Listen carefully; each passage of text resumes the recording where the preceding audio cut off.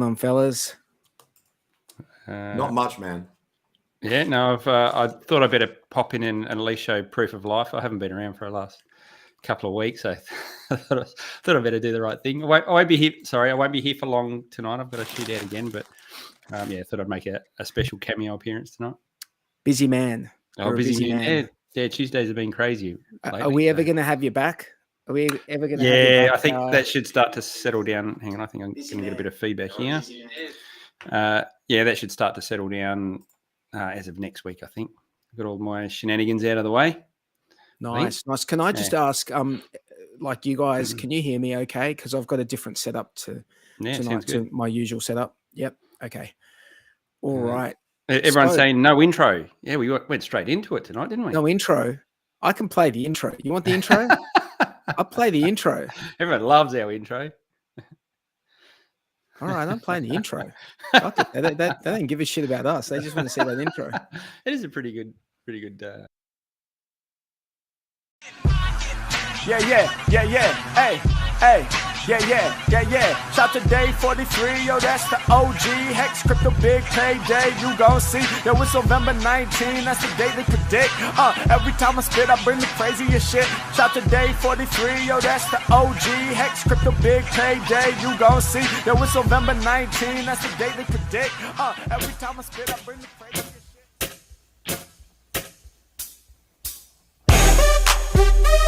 Yeah.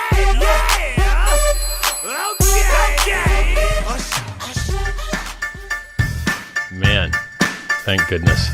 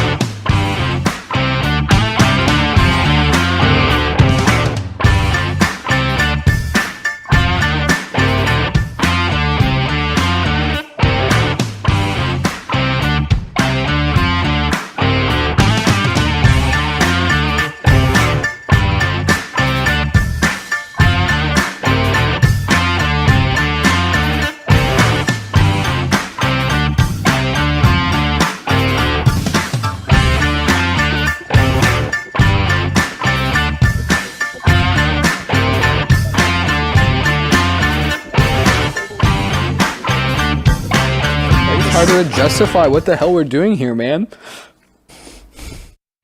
He's phony, she's fake. That's the type of people I hate.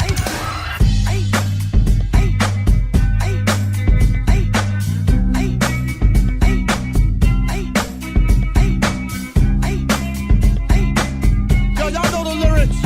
Come on, sing with me. Shimmy, y'all, shimmy, yam, shimmy, yeah. Give me the mic so I can take it away. Off on the natural Charles Bon Voyage. Yeah, from the home of the dog. Man, it's unwrecked. Thank goodness.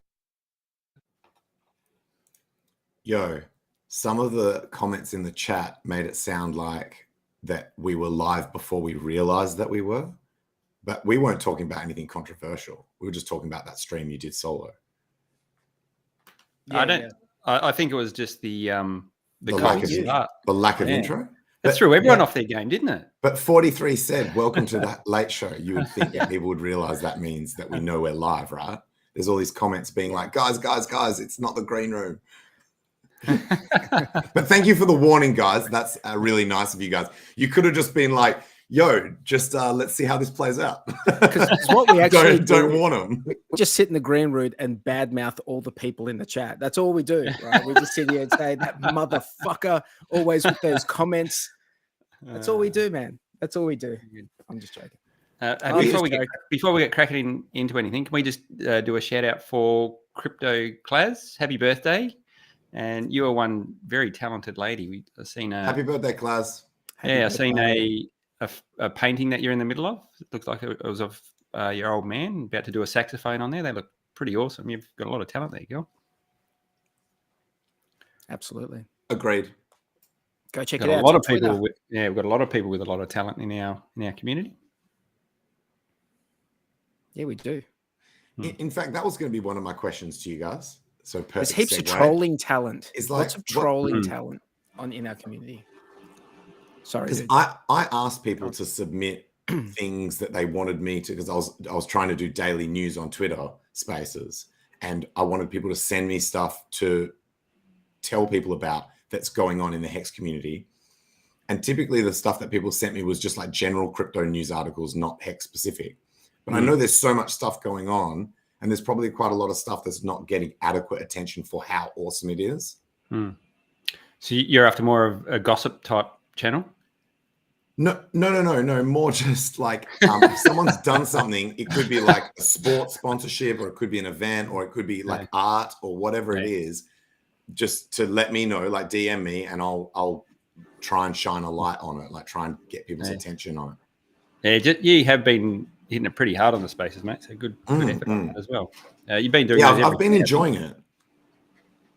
It's like it's a good halfway house where it is time consuming and it is a lot of effort, but it's not as restrictive as if you're on a stream, because if you're streaming, you can't go and do other shit. You can't like clean your house or go to the toilet or any shit. Like it's like you have to sit there. But with a Twitter space, other people come in and talk. You can kind of do other stuff. So it's pretty good.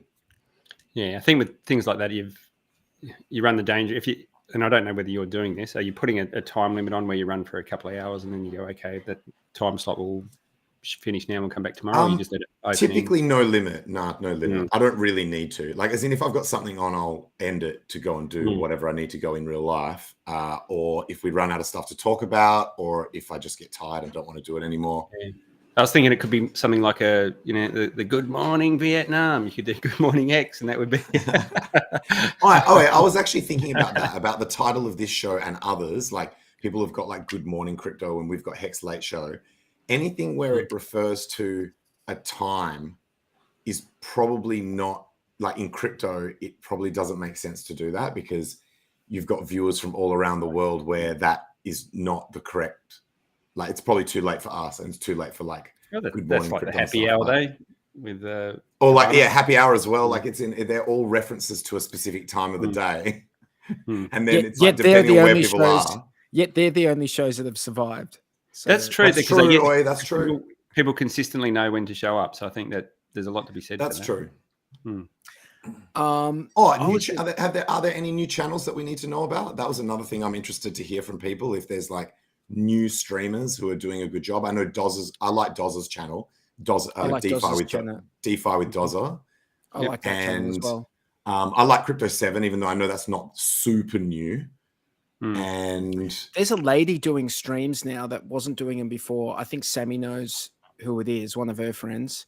And she's like doing interviews with people and talking about HEX. And I like her vibe. She got a really, really nice, like kind type of vibe.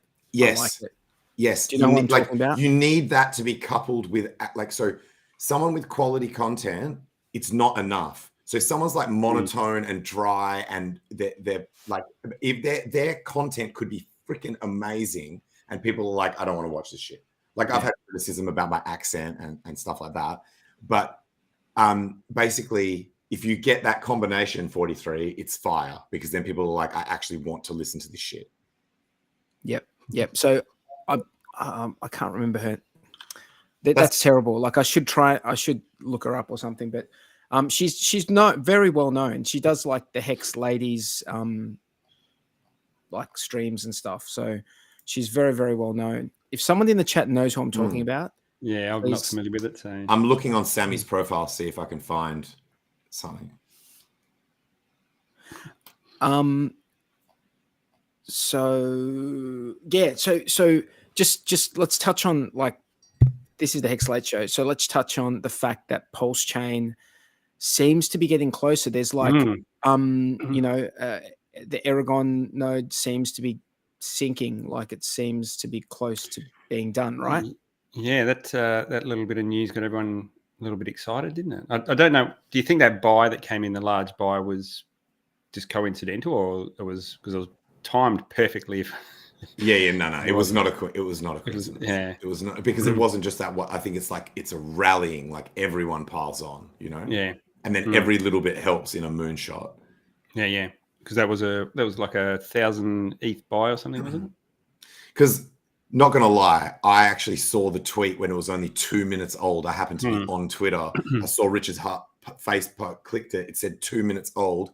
I went to go and buy HEX just like as a because I expected it to just pump.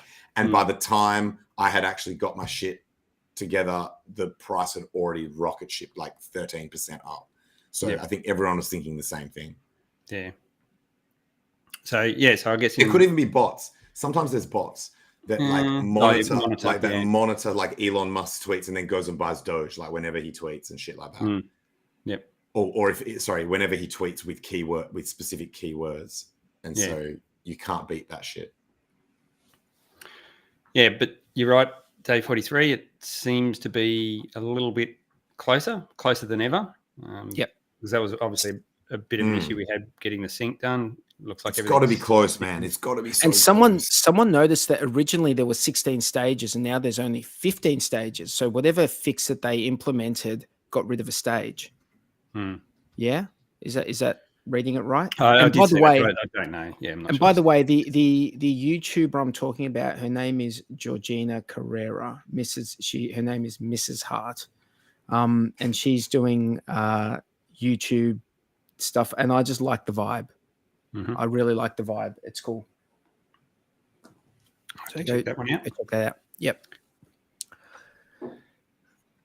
So sorry, go on, mate. You got limited time, so you. I'll hang around for another 15 minutes or so. Look, from what I can see, is everyone's got a little bit more excited. It will be, I think, as soon as we see V3 hit, that's when we're going to. There's going to be peak FOMO, I think. Everyone will realise that there's not really far to go on this. I mean, what's your prediction in terms of once V3 hits? How long do we give it? Forward, no. I think July. I think July, latest July. I think once V3, I think you want to give people all the. I think you want to give. We want to just double. You want everyone to test it. You got a lot of teams. A lot of teams. Mid-May. I hope you're right. Mid-May, so that Richard can be like, I told you mid-May. Yeah. So do you remember like last year when it was like May, and then people were like May, and then joke, haha, 2023. Yeah. If only they had known. Bullseye. Actually, why? Sorry to just derail a little bit, but free speech has just popped up in the chat, mate. Did you want to come on and, even if you don't show your head, just hook up a mic and have a chat of what this is all about? Because it is important, and you've put a lot of work into it. So there's something going through. It's going through as part of the, I guess, discovery process in the Australian government. They're trying to put some sort of framework around this beast we call crypto and all the little individual parts about it, and they're basically trying to shoehorn it into the existing framework so they can classify things. Well, I had a read of it, just a quick read of it. So I think that's in some respects they are, but they're mainly, I think, going to be doing that for the stuff that's got like middlemen and stuff like that, where they can fit it into something. But I am concerned about some of the ways that they want to categorize things. They want to categorize like just like sort of put things into general terms, and I don't like that idea. I really don't like that idea. And we've only got like 3 or 4 days left to reply to those questions. And I mean, maybe we should. How much time do we have, Jexer, in the next couple of days to like write some responses? I've got to be honest, I'm not up to speed. Like I said, I've been out of the country for the last week or so, so a lot of the questions with well, look, just honestly, a lot of the questions in there you could probably answer without even reading the document. Like they're just more, I think, like we come from that perspective of if it's DeFi, don't fuck with it. Like that's the perspective I come from. I feel like Jexy, you're the same. Tangent, I feel like, you know, you're sort of the same thing as well. If it's real DeFi, you don't have to tell them don't fuck with it. They can't fuck with it. Yeah, they can't fuck with it, but they can make it. They can make it like, you're right, but they can say, all right, like now you can't do this, or you can do this, or you have to do it this way. And then if you don't follow that, it's like you're breaking the law, right? Yeah, that's right. And that's what I'm. That my concern is they're using a blunt instrument that is. They're trying to do a catch-all and put these things into some sort of category. And in a lot of cases, a token can be more than one thing. So it can be a piece of art, it can be a utility, it can be a store, like it can be all of those things at once. So how do you then break that up and try and classify it? Or then does it have to comply with everything? And I just think there's too blunt an approach to what they're trying to do. And then you've got there's middlemen inserting themselves into the middle of some of this, and they should be regulated because they need to be trusted in the way they're custodying things, and they're not doing fraudulent things. So I think that's fair game. If you're going to insert yourself as a middleman in this industry, then you need to comply with certain things. Yeah, by all means, regulate where crypto touches like fiat. Like regulate the on and off ramps, and I mean, if you want, I would prefer that that's not even I would prefer that you can just like sell it to someone, you know, just see someone on the street. Hey, you want some Ethereum? Yeah, so, and I think that's you want them. I think that's fine. That actually protects users, like things that protect users, and nothing that slows innovation. Yeah, so unless it's in protection of users, like genuine protection of users, not just claiming that they're protecting users and then actually just that's revenue what. But how do they know any of it's protecting you? They're not going to know. They're just going to. I'm saying the general rule that they create, like as in the intention should be to protect investors. If there's any rules at all, that should be what they're attempting to achieve. Yeah, and I think that's what they're trying to do, but I think they're trying to reach in too far with a lot of things. So as long as, like you say, it stops at those the gateway points where someone has actually inserted themselves into the middle of some sort of transaction.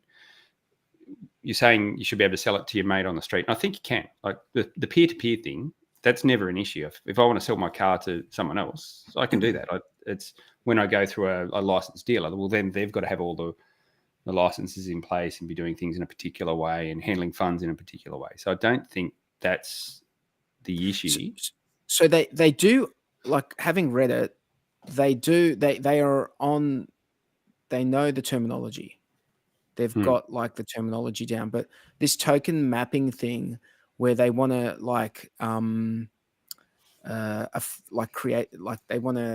they're proposing a framework and it relies on like three concepts: tokens, token systems, and functions. So they just want to categorize things in that way.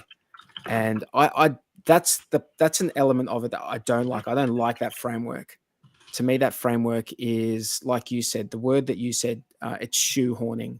And I don't like that. I think that there's plenty of stuff in crypto that just needs to be left alone. And by all means, when it like off ramps, if they need to be taxed, I think that's fair game for governments to want to do that. Yep. I don't particularly agree with a lot of it, but I think it's fair game for them to want to do that. You know, I think if you bring it into fiat, pay your taxes. Yeah, for sure. Yeah. Like that's if you're cashing out and you no one likes paying them. No one likes paying. I've got the answer. Right? One rule: if it is determined by a jury of your peers that includes a diverse range of experts and lay people, etc., that what you did was deeply fraudulent, death penalty. Everything else is fine. Yeah. So because this shit, it's like it becomes to a point where it's super obvious. I like it harsh because it gets to a point where it's super They're gonna kill obvious, where it's people. like, dude, what you did was totally fraudulent, like with FTX, stuff like that, where it's just like, dude, you knew that this is fraudulent. So I had this discussion but with it would be someone people the who other know what they're day, talking bro. about. So it wouldn't just be like on the enough. death penalty. On the death penalty, I had this discussion with someone the other day. Mhm. So, don't you think that killing someone is like fucking hardcore? Like maybe in some instances, yes, but for financial shit, that seems like what? You're gonna kill someone for financial shit? Then you can get framed easily, man. We won't need to kill anyone because then people will stop acting like that. People stop doing that shit. Punitive measures do not actually work a lot of the time, man. That's why so many people are in jail for so much shit, because there are so many laws and people don't know about them and they break them anyway. But I like the idea of putting people on a fucking island and letting them fend for themselves. I think that's much more. I think that's better. Like, don't kill people. Do not kill people, man. Why should anyone have that on their conscience? Put them on an island. Say you don't. That's effectively a death sentence. Like, no, not if they're resourceful. If they've got some fucking, who's that dude with Wilson? Like if they've got some Bear Grylls. No, the guy with the fucking basketball. He had him on a spike. Yeah, that guy. Someone in the chat knows what I'm talking about. No, you're right. Like, obviously, you can't have action. I'm being extreme deliberately because you're right. You could get set up or whatever, and it's not cool. I'm not. But I just mean a very, very, very serious penalty if it is shown that what you did was deeply malicious, and that you were, you know what I mean, that you were not considerate of what could happen financially. It must to be your a terrible users. punishment. So someone think of what the punishment Nancy is. Pelosi has to blow you. Wait, well, I think that would be terrible. Well, dude, then she's going to end up having to blow herself because she'd be on the receiving end of this shit. Like she would be guilty by my court. She'd have to have someone else blowing her. We'd have to have someone else. How do I send that link? I've already done it. Okay. Got it to him, so he may chime in. I think it's important we give him a bit of a. He's been working hard and he's been trying to rally everyone. So I think let's give him a bit of an audience and get it out there so that. So we're gonna basically they've proposed all these ideas of like it's essentially what they want to inform the legislative process, and they've got all these questions. And I think that we are the perfect people to be answering these questions. And a lot of you guys in the chat could just, if you're Australian, I guess there's no point doing it if you're not Australian. You could, I might put that link in the chat actually. Let me see if I can get that link. Where are you posting it? I'm going to post it in the chat. No, hang on, I can't do that. Why is that not the right link? We'll work it out. But it's basically there's like all these questions, like 13 questions, with like, and you just go in and you just answer the questions. And a lot of you guys will be able to answer the questions off the top of your head because you know all about it. Sorry, guys, I'm going to be in and out tonight. I got. Did you just on a side note? Did you guys hear? Remember that video we saw of that Victorian police officer that walked up behind that guy at the station and just like grabbed him and slammed him on his head and knocked him out? I think I did see that. Yeah. Remember that? So like all the charges were dropped against Victoria police officer who was filmed doing that. All charges have been dropped by the magistrate. We need a riot. What? We need a riot. And you want to hear some other shit? The magistrate used to be Dan Andrews' lawyer. Dan Andrews is the Victorian premier. How's that? How is that? That sounds like time for a riot. That sounds like I'm going to get to tick flipping a police car off my bucket list. It's a sad So state of affairs, while we're talking about shit that's not right in Victoria, let me talk about some other shit that's not right in Victoria. Victoria's a state, like a state in Australia. Just on that, before you do, what was the public response? Did everyone? Dude, it's so long ago, no one gives a fuck. You know how things work nowadays? Short Did people attention just span, maybe not hear about it? Maybe people didn't hear about it. I didn't hear about It was it. on the news. It's on Channel 9. Victoria is wrecked. Man, T-Bird, 100% Victoria's wrecked. Victoria is fucking wrecked. Let me tell you something that's wrecked about Victoria. I don't know what like land tax is like in the rest of the country at the moment, but in Victoria, land tax is wrecked. It's wrecking people, man. It's wrecking people. So that, you know how like land tax works? It's the same as like an income tax rate. It's based on a value that some fucking dude picks for your property, the land value of your property. And then based on that, you get like, there's this income tax scale. It's like an income tax scale, but it's based on the land value. If you go into a higher bracket because of the value of the land, you pay more land tax, right? And that is a tax that you pay regardless. You could have an investment. It could be an investment, not investment, doesn't matter. If you have that property, you've got to pay land tax, all right? So that land tax scale has not changed in Victoria for like 15 years or something. And so what's happened in the last 15 years in Victoria? So all commercial property has like tripled in that time. And it basically means that people who have these properties, you know, maybe they're running their business in that property, or maybe they're renting it out to someone. They've been pushed into these higher tax brackets, and a lot of these people are now going to have to pay 2 or 3 times as much land tax as they did last year, because all of the valuations have gone up like 50%. So it's a form of bracket creep. It's bracket creep, absolutely. And so that's fucked. Yeah, that's messed yeah, up. no, it's messed up because there's not. It's like, doesn't seem like there's nothing anyone can do about it. Do you know who that fucks over the most? So we went through this. And, well, no, there's a particular class of people that get screwed royally. So this happened in WA. I'm saying 5 years ago now, where they literally doubled the land tax rate overnight. And you go, well, that's not too bad. These guys must be wealthy. They've all got sitting on properties and things like that. But you've got retirees, older generations of, like, a lot of the lands was like market gardens and things like that. So they brought up all these market gardens when they moved to the cities many moons ago. And they're sitting on these assets that are worth a lot of money, but they're retired. They don't have any income from them. And then they get this big wallop, and literally you're paying $20,000, $30,000, $40,000 a year in land tax, and they've got no income. So the only thing they can do is offload that asset. They have to sell it because they can't meet those obligations because they just don't have the income to support it. So there's the retiree class are the ones that tend to get screwed.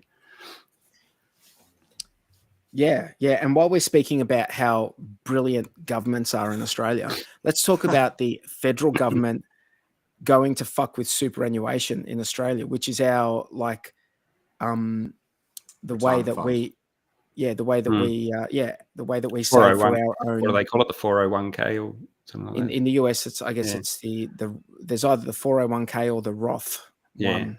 I don't know exactly, but they haven't done anything yet, but the federal government want to go in and access people's supers and then invest it for them.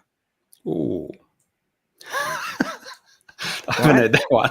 I heard that they just I heard anyone over with I think it was over a $3 million account, they were going to remove the tax concessions. That's not good. People will just stop putting money. They want people to be investing in their property initiatives, their new house building initiatives for dude, they're like, these guys are fucking diabolical. They're all diabolical. They've got no fucking idea. They've got no idea. They just see money and they V-line straight for it, and they just want to take it off people who have done the right thing, followed the rules, and then they see that, oh, look, this person has ended up with some money. They just want to take it. The They just simple wanna take it. explanation here Yeah, go for it. is that if you ask the question, if governments can print unlimited money, then why do we pay tax? The answer to that question is they use taxation to modify people's behaviors.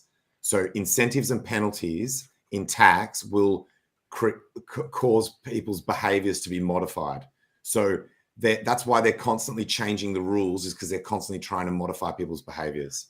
And that's what all of these problems stem from. The problem with super is you can't touch it until you're like retired. That's the problem with super. So they're just helping themselves to your shit. Really, it's not right. It's not right. So, and I don't know how this works in other countries, but in Australia, if you own your own business, you don't necessarily have to pay yourself any super. That's your right to choose whether you do or don't. I've been lucky enough I've been lucky enough to have my own business for many, many years now, and I don't really put that much into super, if anything at all. And the reason why I didn't was I just didn't trust the rules, because I'd seen it happen a couple of times already, where you think the goalposts are here and then they pick them up and put them over here, and you've got zero control over it because, like 43 is saying, your funds are locked. I think that's going to be one of the biggest utilities of crypto, is an alternative to that, to growing your retirement fund. Obviously, if it keeps doing what it's doing, it'll bring that forward a lot quicker. But you've also got access to utilize that however you choose, make it work better for you. So I think the more people, especially younger people, that understand that, they'll move away from the super system in terms of their retirement plans. I think they'll find better alternatives on the blockchain. Archie says, T-Bird says putting money in super is like staking ETH. And hey, shout out to Free Speech. What's going on, brother? Well done, brother. What's happening? Oh, nice. Hang on, I've got like the dogs in the background. They might squeak this toy, so I'm just trying to get an audio check. No, you sound good. So what's happening, man? What's have you done much? Do you do much streaming at all? A little bit, but it's not that the channel's not that big, and it just sometimes it covers HEX, sometimes it doesn't. It's more like sort of broad geopolitics. I always try and tie it back to cryptocurrency though, but yeah. Yeah, cool. So you've got a YouTube channel out there that people can go check out? Yeah. I think I got over 1,000 subs just recently, so it wasn't too bad. But yeah, awesome. So is it just Free Speech? Is that your YouTube channel? Yeah, that's the one. Cool. Have a look. I think if you click on my name, it brings up the details, the links, and that. Yeah. Oh, peeps, go check him out. Give him a bit of love with giving that subscribe button a bit of a tickle. So just before you jump into it, Free Speech, I'm probably going to have to bail midway through your spiel on when you're telling us what's going on. So I don't want to be rude and interrupt you. So if I just bomb out, I'll just do so quietly so we don't interrupt your flow. But yeah, good to have you on, mate. Nah, thank you all for letting me come on, and good to meet you all finally. Likewise. All right, I'll jump into a little bit, but I guess the easiest way to look at it, I put a tweet out just recently. There was I think it was a Senate hearing of some sort, and they basically had all these groups of one side was sort of pro crypto, the other side was from Treasury, tax department, and things like that. And there was also, I think, a technology non-for-profit that sort of spoke. Just looking for my tweet. They basically had hang on, the dog is making some noises. Basically, they had I think it's amendment to a Treasury Law Amendment Bill, Schedule 2. And apparently they were looking at, I found it. They were looking at treating cryptocurrency as potentially either, hang on 2 seconds.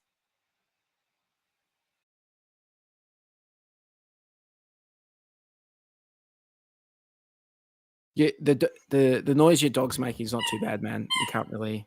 Oh, actually, that could distract some people. Yeah, that's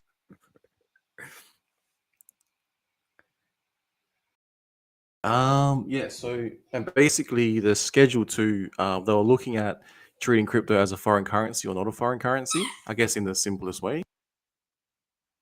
Yep. There was a thing, and there was only 16 responses to that. So what they did, they had a consultation phase, and basically what they do with this token mapping one, they have it on a website where you can go in. They, like you said, you've already read, and you can then reply to the questions. You can reply from an individual point of view, from a business point of view, whatever sort of industry you're in, and things like that. So they had that with the Schedule 2. I didn't know about that one. I missed it, and they're still deciding on whether or not they should actually treat it as foreign currency or not. So that's pretty interesting.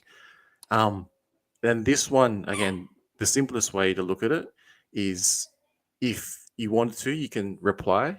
And basically, I just sort of tried to tell them, don't touch it too much. There's enough laws and regulations. You're going to stifle innovation, most likely. But the next thing will be the results from that. So the results from that will be like, I guess, the findings. And they also had, a board of taxation review findings. That's due mid-September 2023. It's pretty boring stuff. Basically, they were asking people what they thought of digital assets, being cryptocurrency, and how they should be treated. And I put forward a similar response to that. Basically saying, been in crypto for a long time, try not to stifle innovation, etc., etc. And then things like, since that paper was sort of issued, the whole FTX thing happened. The Celsius thing was in the process of happening. A lot of other exchanges were like crashing and crumbling. So that's why I think they brought out this token mapping thing. I'm not sure. That, to me, the whole token mapping thing seems like where they can, where it can fuck up. Like, excuse the terminology. Yeah, I just feel 100%. like that is where things can get miscategorized, and I just don't see the benefit to it. Like, I really don't. I just feel like agree. If people and I think that we need to reply to these questions, and the more people that reply, the more, I guess, it gets considered. I assume. Yeah, yes. I mean, who knows? I mean, who knows how it all ends up going down anyway? But I just think that if they're gonna start trying to dig their claws into DeFi, I think it's a fool's errand. I just don't think that. I don't think it's gonna have the outcome that they want, and it's probably gonna, like you said, stifle innovation. But they did have some stuff in there. Careful, because every time they try to create a law that they can't enforce, they look foolish. And so in some ways, the harder they go, the more they're going to get wrecked against real DeFi. Yeah. It's been happening globally against Bitcoin the entire time. China, Russia, India, ban, unban, ban, unban, ban, unban.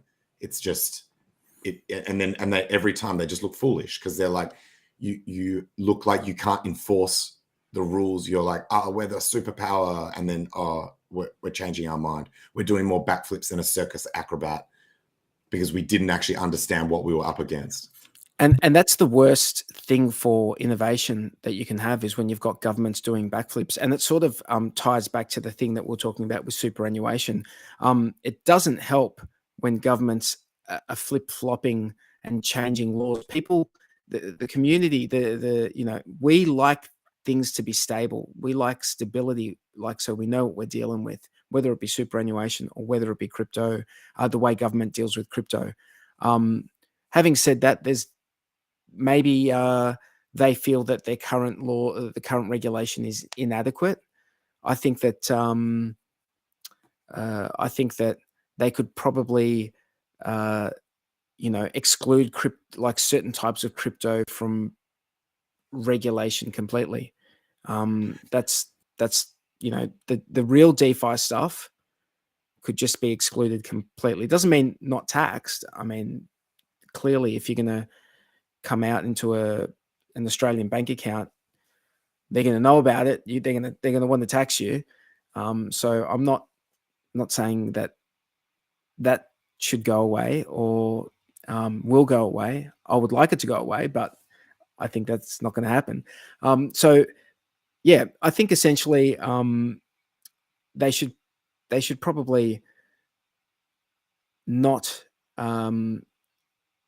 dip their toes into things that they can't control, because I think that's gonna, like you said, I think that's gonna end up making them look foolish in the long run. I think also it's interesting because there's been so many delays.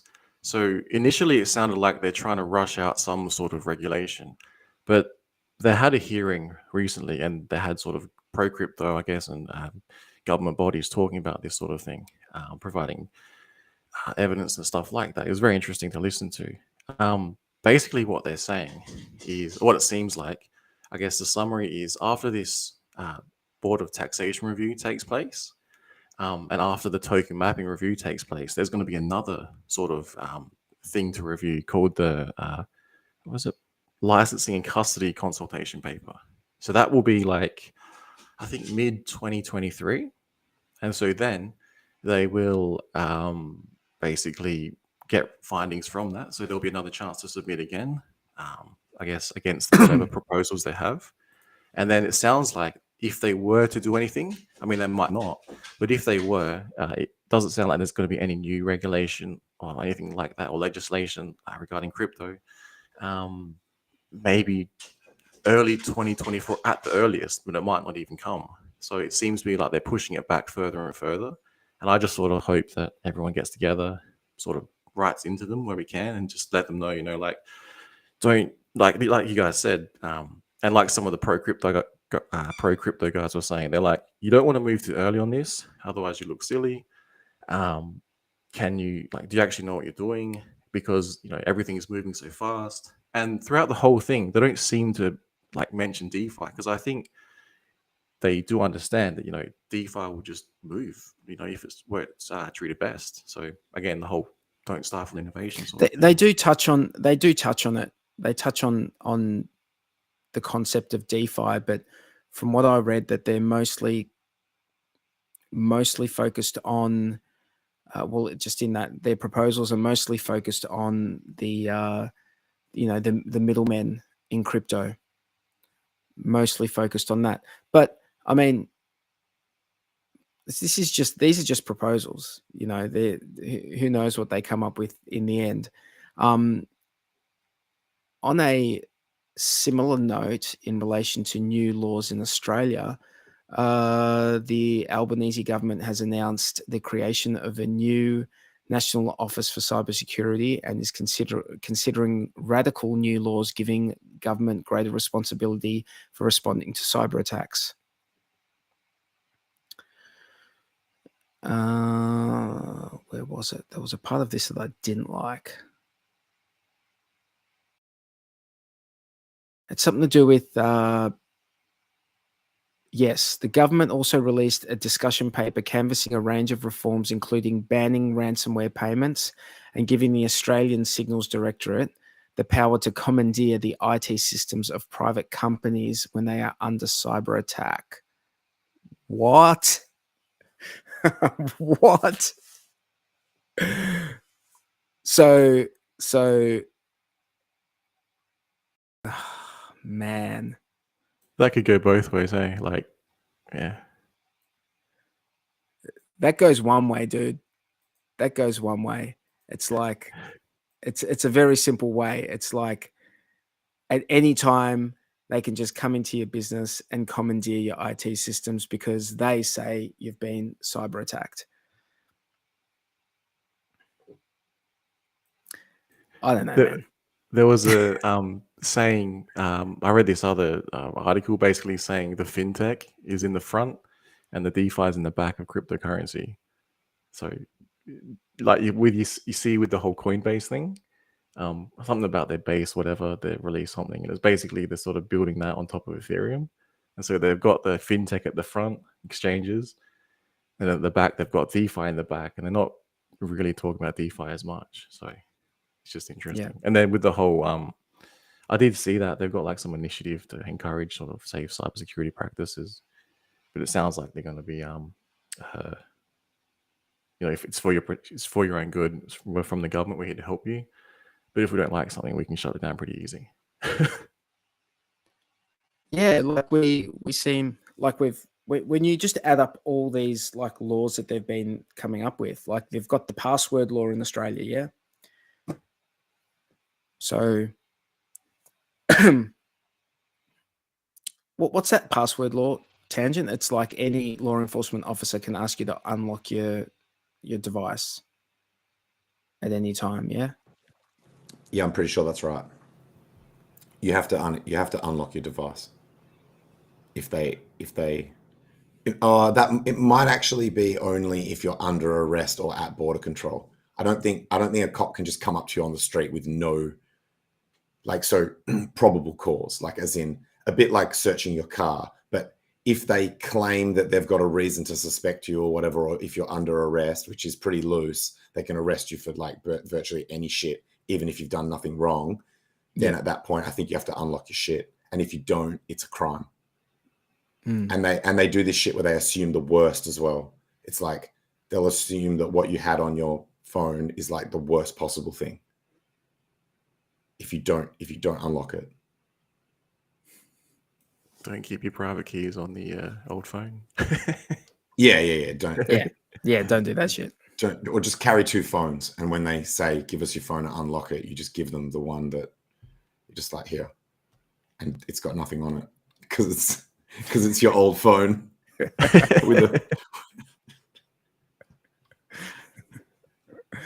I'm not too familiar with that stuff, but yeah, I just thought I mentioned the whole I mean, I've even written a submission for that token mapping. I'm not sure if it would be worth if I share it with everyone and then everyone just spams it in, but I'm not sure if that'll, look as good. I think if they see a lot of people are all submitting the same thing, they're going to suspect some kind of like bot attack. Yeah. Yeah, that's what I was thinking. It might take away from the strength of the argument. So what we need to do is we get your results, and everyone needs to chat GPT, rewrite the answers. But rewrite these answers in the style of Tim Dillon. But everyone might have a different, because like not legal advice, not tax advice, nothing. But so everyone might have their own different take on it, so they might not agree with what I said. So, but I mean, I'm happy to share it if you. I think I put it on a. Nah. They all agree, man. They all agree. They all agree. They wouldn't be here if they didn't agree. Who doesn't agree? Come on, tell me in the chat. Who doesn't agree? That they should stay the fuck off our crypto. I was trying to word that into the response, like in a nice way. Yeah. Hands off. Yeah. All right. Well, let's can we look at a HEX chart? Would this be possible? Someone? Yeah, sure. You want against ETH or against USDC? I say both. By the way, I want to try and get everyone, try and convince everyone to get away from USDC, censorship coin. And I think there's going to be a natural progression away from it anyway once we go on PulseChain. I don't think that's going to be a dominant stable on the new chain. Yep. But it's a good opportunity to encourage people to make that change while it's kind of being semi-enforced on them anyway. Yep. Hold that thought, dude. Hold that thought. I just want to say thanks to Free Speech for coming on. do we have a link or something to that consultation paper? Do you have a link or anything, mate? And then yeah, I'll pull it up. I can put it into the chat, and there's a PDF or something. It's 59 pages long. Have a look through it. I mean, it's not too heavy. You guys who are all in crypto, you will understand what you're reading. And look, if you can contribute, I'm gonna write a contribution tomorrow. I'll do it tomorrow. Thanks, mate. I appreciate that. So yeah, look, if you need to bounce free speech, or if you want to stick around, it's up to you, mate. We're just going to be chatting about HEX and related things. I can stare off another 5, I reckon. No worries, mate. I've just put the link in the chat. That's the PDF. You can go download it.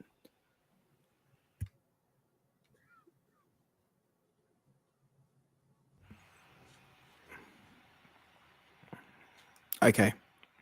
Here we go. So this is a weekly chart, and I had to switch over reluctantly to Uniswap V3 because V2's obviously got longer history, but the chart just got stuck. Like the price just got stuck at like 5.8 cents and was there for about a day, and I just gave up. So what you're seeing here is so this was the all-time high of HEX, and you're not seeing any of the history back before sort of like June 21. But this is all we really need to see anyway, because we don't really care what happened. We're assessing these downtrends, yeah? So this line here, it probably shouldn't be green. It should probably be red, is like the most generous bear trend that I can give to the entire bear market. So you'll see it clips the very, very highest point of this wick on the weekly, the very, very highest point back here at the all-time high. I don't know why there's such a gap, such a massive gap in the price over here, but whatever. And if you use that trend line as sort of like the final stand for descending trend lines for the bear market, and people variously say that you should or shouldn't put weight into this, but this is what, like, a descending trend line is one of the more powerful, you know, like a straight line trend is one of the more significant things that you consider in TA. It does have statistical significance, in my opinion. So, basically on this candle last week, we broke through and we've effectively retested this line, and now we're pushing off. So, you know, according to the TD, at least another week of upside. We've got this horizontal support, which has actually rejected the price pretty much perfectly this week at 6.7 cents. And, you know, you'll see these other lines that I've drawn here that at a time would have been sort of more localized downtrends. I'll make them yellow. So here we broke this downtrend, but then effectively rode the top side of that trend line as support all the way down to the very bottom of the bear market, the HEX bear market. So, you know, I like to look at these trends and see when these descending trends get broken. Here, when this one broke, it went hard. So that's that trend through there. I'll also make that yellow. Once that broke, it was just an absolute moonshot all the way back up and didn't really get properly rejected until we hit the larger descending trend, which gave us that red candle last week. So this is great. This is all very bullish, particularly when you consider that fundamentally with PulseChain coming out soon and that sort of thing, you expect, and the broader crypto market looking really strong, we're expecting upside anyway. But from a technical point of view, it's great. Apart from maybe this level here at 6.7, I think there might have been something else that this blue line through here is like a moving average. It's a 50-week. That's a 50-week moving average that we've also, you could argue what I just said about how we're breaking that descending trend. The 50-week was about at the same spot. So they were coincident, and we broke both, and now they're both support. So this is epic. It's all good news. That's cool, man. That's cool. We've needed some good news in HEX for a while. I mean, that's an epic. You know what I'm seeing on the screen? You know how there's that downtrend from in the middle of the chart there? Right in the middle, there's that massive epic downtrend. This yellow one? No, sorry, not the downtrend, just all the wicks that go 1, 2, 3. Your mouse was. This waterfall of price collapse. The death spiral of that one there. So like the most hectic, relentless decline with no bounces on the weekly chart. So what we've had now is we've had like a similar number of weeks, similar sort of percent. Yeah, good we've point, had man. the Let's measure uptrend. Let's measure this. So not including wicks, this was an 80% drop. And what we've done now, coming from the bottom, also not including wicks, is a 230% pump. Obviously, the percentages work differently on the way down than what they do on the way up. You know, Richard started talking about like declines in X's, like in terms of effectively like the way he's doing it, it's like lost X's, or like what you are now compared to what you were. So the way he would define this is as a loss of, I think he would do it like this, where he's basically saying, I think is it 5x? Yeah. So an 80% drop. So you lose 80, you're left with 20. He would call it like a 5x loss, like a 5x drop. Yeah. I.e., it would take a 5x to get back. It would take an actual 5x upwards to get back to where you were from 20% to 100%. So, and the reason that measures at 400% is because remember, you always add one, right? Like it's whatever the percentage is, it's divided by 100 plus 1 to get it to X's, because the first X is 0%, and then 2X is 100%. So that's quite an interesting observation that you made on here. And what makes me want to do also is show you guys the Heikin-Ashi candles, which are typically good at showing momentum trends without having to actually use momentum indicators. The candles themselves become momentum, basically an indication of momentum. And you can see that drop that we had that you highlighted, it's just all red candles with no upper wicks. And as it starts to slow down, you get these wicks above. That's how you can tell that the Heikin-Ashi candles are indicating that the momentum is maybe starting to slow, is you start to see wicks. So notice through here, no wicks. So this is like still full steam momentum on the weekly time frame. You don't fade shit like this. Like people who are still speaking bearish about HEX are rookies. It makes no sense, right? So if you start to see indications of bearishness, then you can flip bearish. But this is not the time to be bearish. We've got all sorts of, like, look at the moving averages as well, right? See these moving averages. So the 12-week and the 24-week have already turned around and are pointing up. The last one that I've got listed here is because obviously you choose the moving averages, but this 50-week obviously is still downward, but 50 weeks that's a long time. By the time you wait for that moving average to turn around and face upwards, typically you've missed like the most of the upward run or a decent significant amount of it. So we've got, the price. So the last thing for this to be like, for my moving averages here to call this as a bull market, is for these two to actually be above this one and for it to turn around as well. If I drop to the daily, you'll see that has already happened. So daily chart, which is high time frame enough to call a bull market, daily chart, people, that's not a low time frame. Look at this: 50-day, 24-day, and 12-day, all upwards, all in the correct order with the price above. That is how some people define a bull market. So, there's lots to be bullish about. Look, again, the Heikin-Ashi candle's bullish. It's all bullish. Like I continually ask people, hit me with your most sort of bearish data, your most evidence of bearishness. Try to make me bearish. I want you to make me bearish so I can actually be more bullish, right? Like I want there to be legitimate bearish shit to point to so I can be more bullish because the market climbs the wall of worry. And people haven't been able to give me any proper I bearish like shit. that. The market climbs the wall of worry. Yeah, it's a Wall Street saying I stole from Bill. But basically, people have been unable to give me any legitimate bearishness other than macroeconomics. And I think we're decoupling. I'm seeing evidence that crypto is decoupling from macro. And that would also be really good if we did that. Someone's asked about, someone has said, check the sentiment oscillators. Do you know what they are? That like TradingView does have that shit built in somewhere. It's cool if you, I think I've accidentally seen them before. Like I've accidentally clicked something that's brought them up, but in my opinion, they're not that great.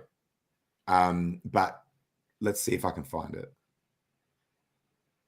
Maybe here. In fact, let's just go through this entire thing. No. Hey, can you mod me? I accidentally blocked myself and laser. I don't think I can mod you, actually. Let me see. I don't think I have the power to, Sammy. I'll try, but I don't think I've got the power to.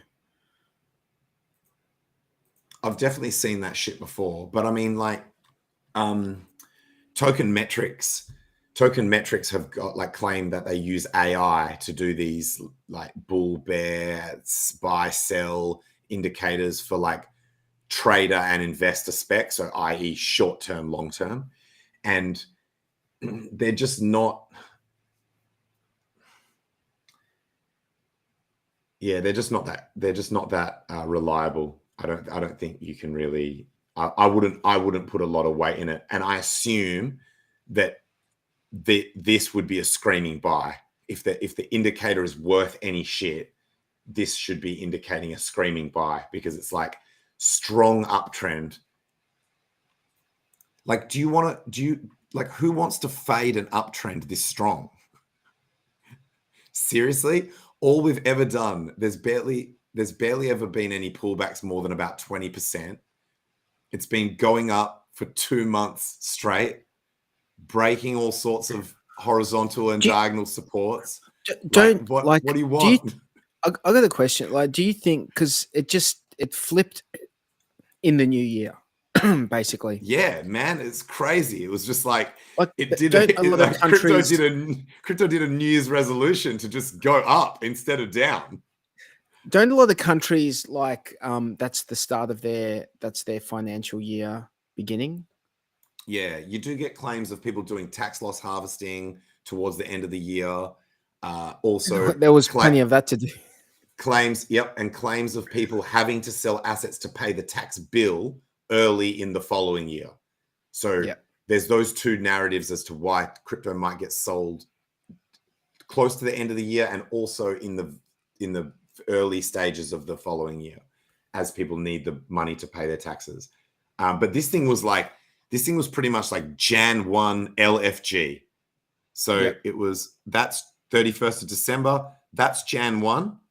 Oh, it actually did go down for like another 3 to 4 days. So that narrative of people selling into the end of the year and the very start of the year because of tax loss harvesting and tax funding, the chart would support that, even though it's obviously not the only thing going on. And then after that, keeping in mind, this is the HEX chart only. It's obviously not the broader crypto space is the, if you type in total, it gives you the total market cap. That's still on Heikin-Ashi candles, by the way. So yeah, the HEX chart looks even more bullish than the total cap.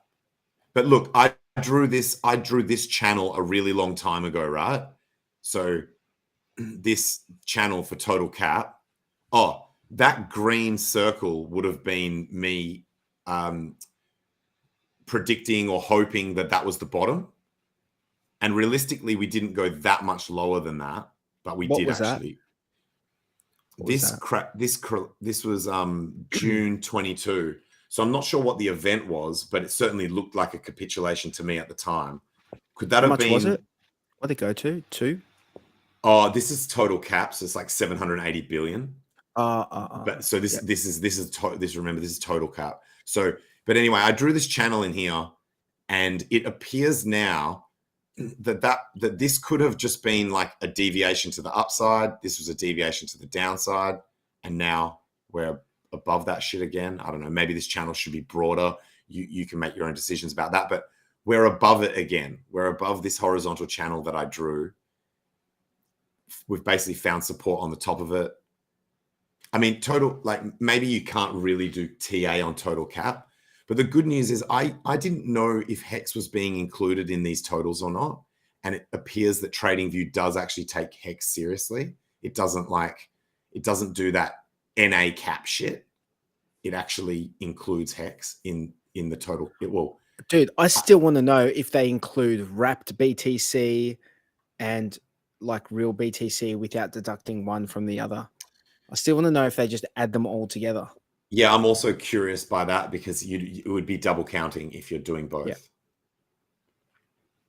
Yeah. So yeah, this is looking really good. It's looking strong. I mean, if the total cap. Oh, by the way, I tweeted out an article about realized cap, which is a much better metric, but it's just harder to calculate.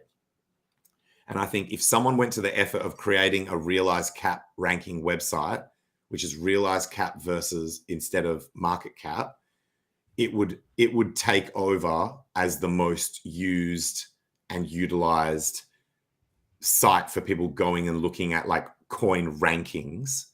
It's slightly harder to calculate, and it's even harder to calculate if the coin doesn't have a UTXO model. So UTXO coins are already harder to calculate, and then account-based model coins like ETH and ERC20s is another level more difficult. So it's not, because I was thinking about doing it myself, and then it looks like it's actually harder than I thought it would be. But that would be dope.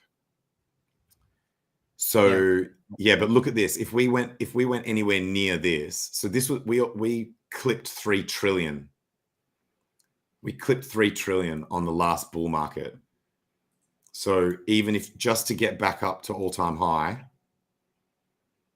is like a 3x, and then where does the fib extension go to? Like 11 trillion. At 11 trillion, crypto would still be tiny. I almost think like in the next bull market, we kind of have to go higher than 11 trillion, right?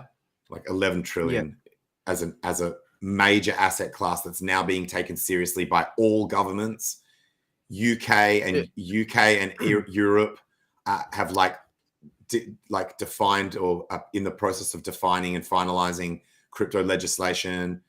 Some countries have got it as legal tender. Like it's being taken seriously on a global scale. Do you think an asset class that's got that much global seriousness should only be worth $11 trillion? That's nonsense. That's play money. So I wouldn't be surprised if we extend beyond these fib extension levels in the next bull market. What do you think we're going to get to in the next bull market? Because that's an 11x. That's an 11x capitalization. Oh, it's hard to say, but I'd say higher than this.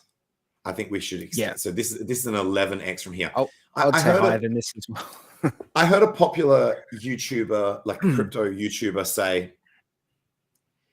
if you are positioned reasonably well in like half decent coins that are not just complete garbage, and you're positioned now-ish, like if you positioned yourself over the last couple of months, you should expect to make at least a 20x across your. So some of your shit might perform more than that. Like you might have like a Pulse or a PulseChain that might do like 100, 500x.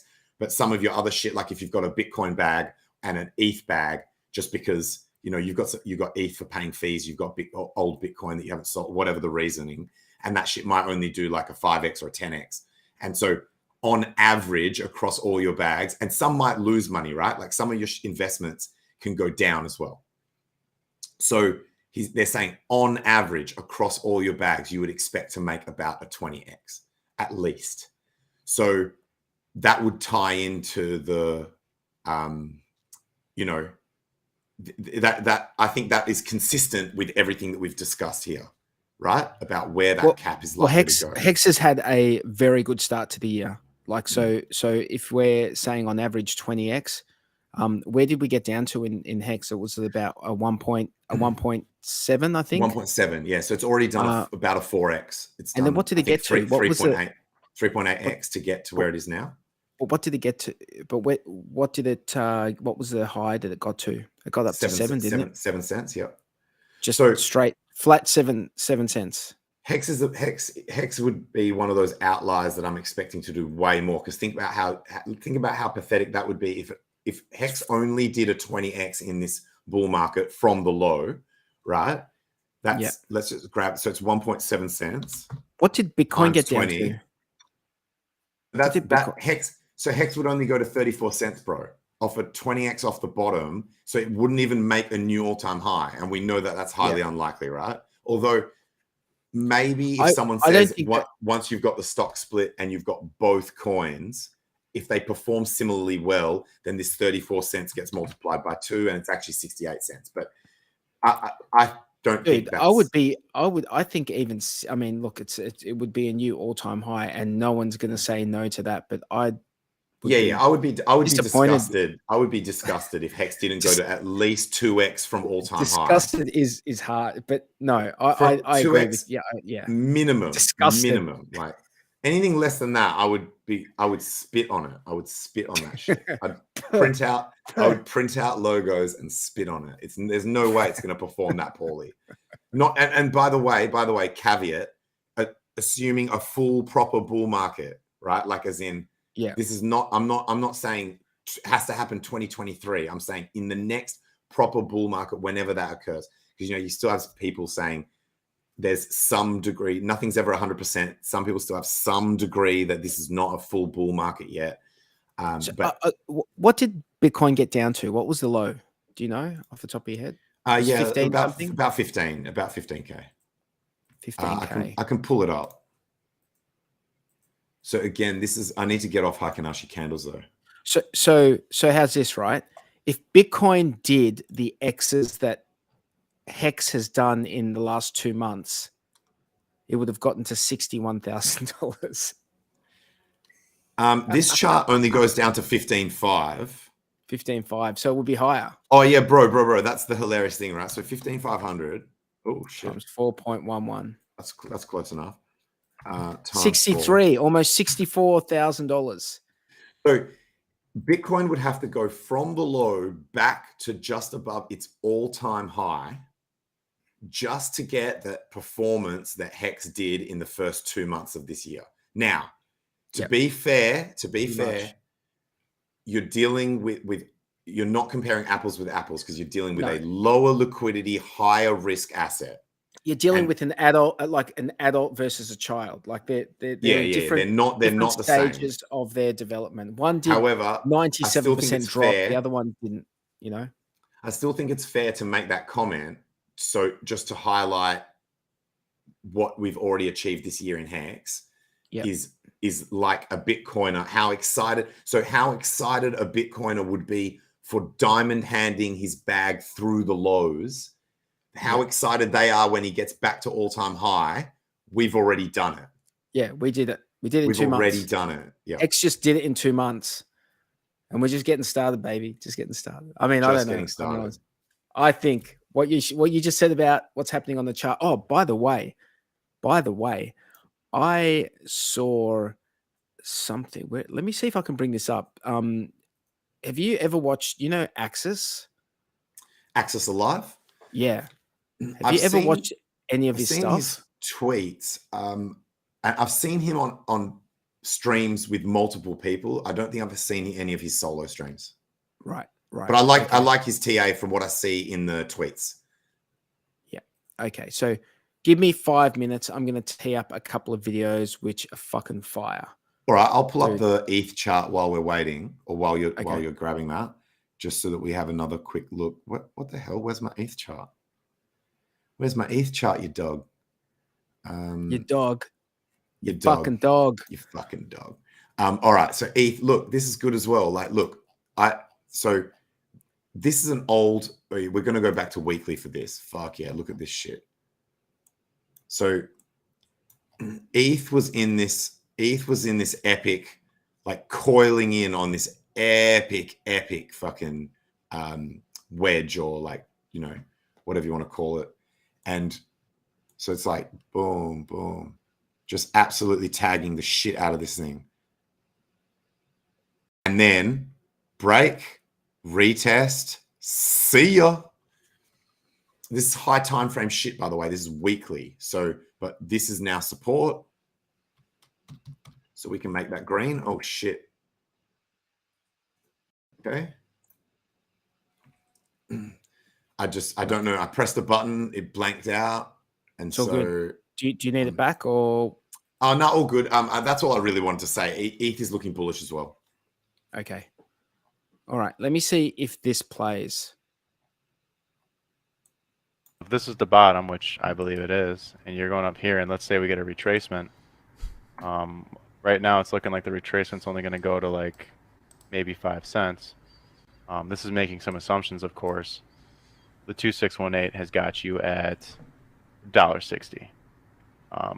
And then maybe that this move plays out, maybe that gets you to top out around 70 to 80 cents based on fib extensions.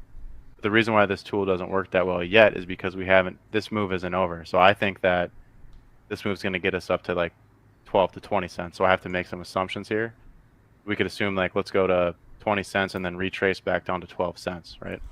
Well, now your 2618 target's sitting at 70 bucks. Your 2.0 target's sitting at 16 bucks, which isn't too far off of that $12 target. You know, that's when Wait, did you hear what he just said? $12 target? 70 bucks, he said. What? Oh. What? What? Oh, Luke. Hang on a second. Wait a second. I'm going to hear that again. What? That's cap. Hang on a second. Wait. That's right. Well, now your 2618 target's sitting at 70 bucks. 70 bucks. 2.0 target sitting at 16 bucks, which isn't too far off of that $12 target. You know, that's when speculative may. How is this possible, bro? I mean, I know this is just math, okay, but my mind can't wrap my head around what the fuck? as far as so the reason why wealth creation. Yeah, the reason why this is possible is because of the amount of zeros that's getting deleted off the balance sheet. And so what I mean by that is, if I pull up HEX first Bitcoin, I'm gonna try to illustrate it. Right, you know what I'm going to do, man? I'm going to divide 70 by 0.017, which is 1.7 cents. Mm-hmm. That's only a 4,000x from the bottom, so it is possible. So, like, as in, you know how Richard said HEX could theoretically do another 10,000x, right? Like, most people would probably claim that's unlikely, but remember, that's not from the all-time high. That's from the bottom, where we've already gone down 95%. So this would be 4,100. 10,000 times 10,000. What's that? A million?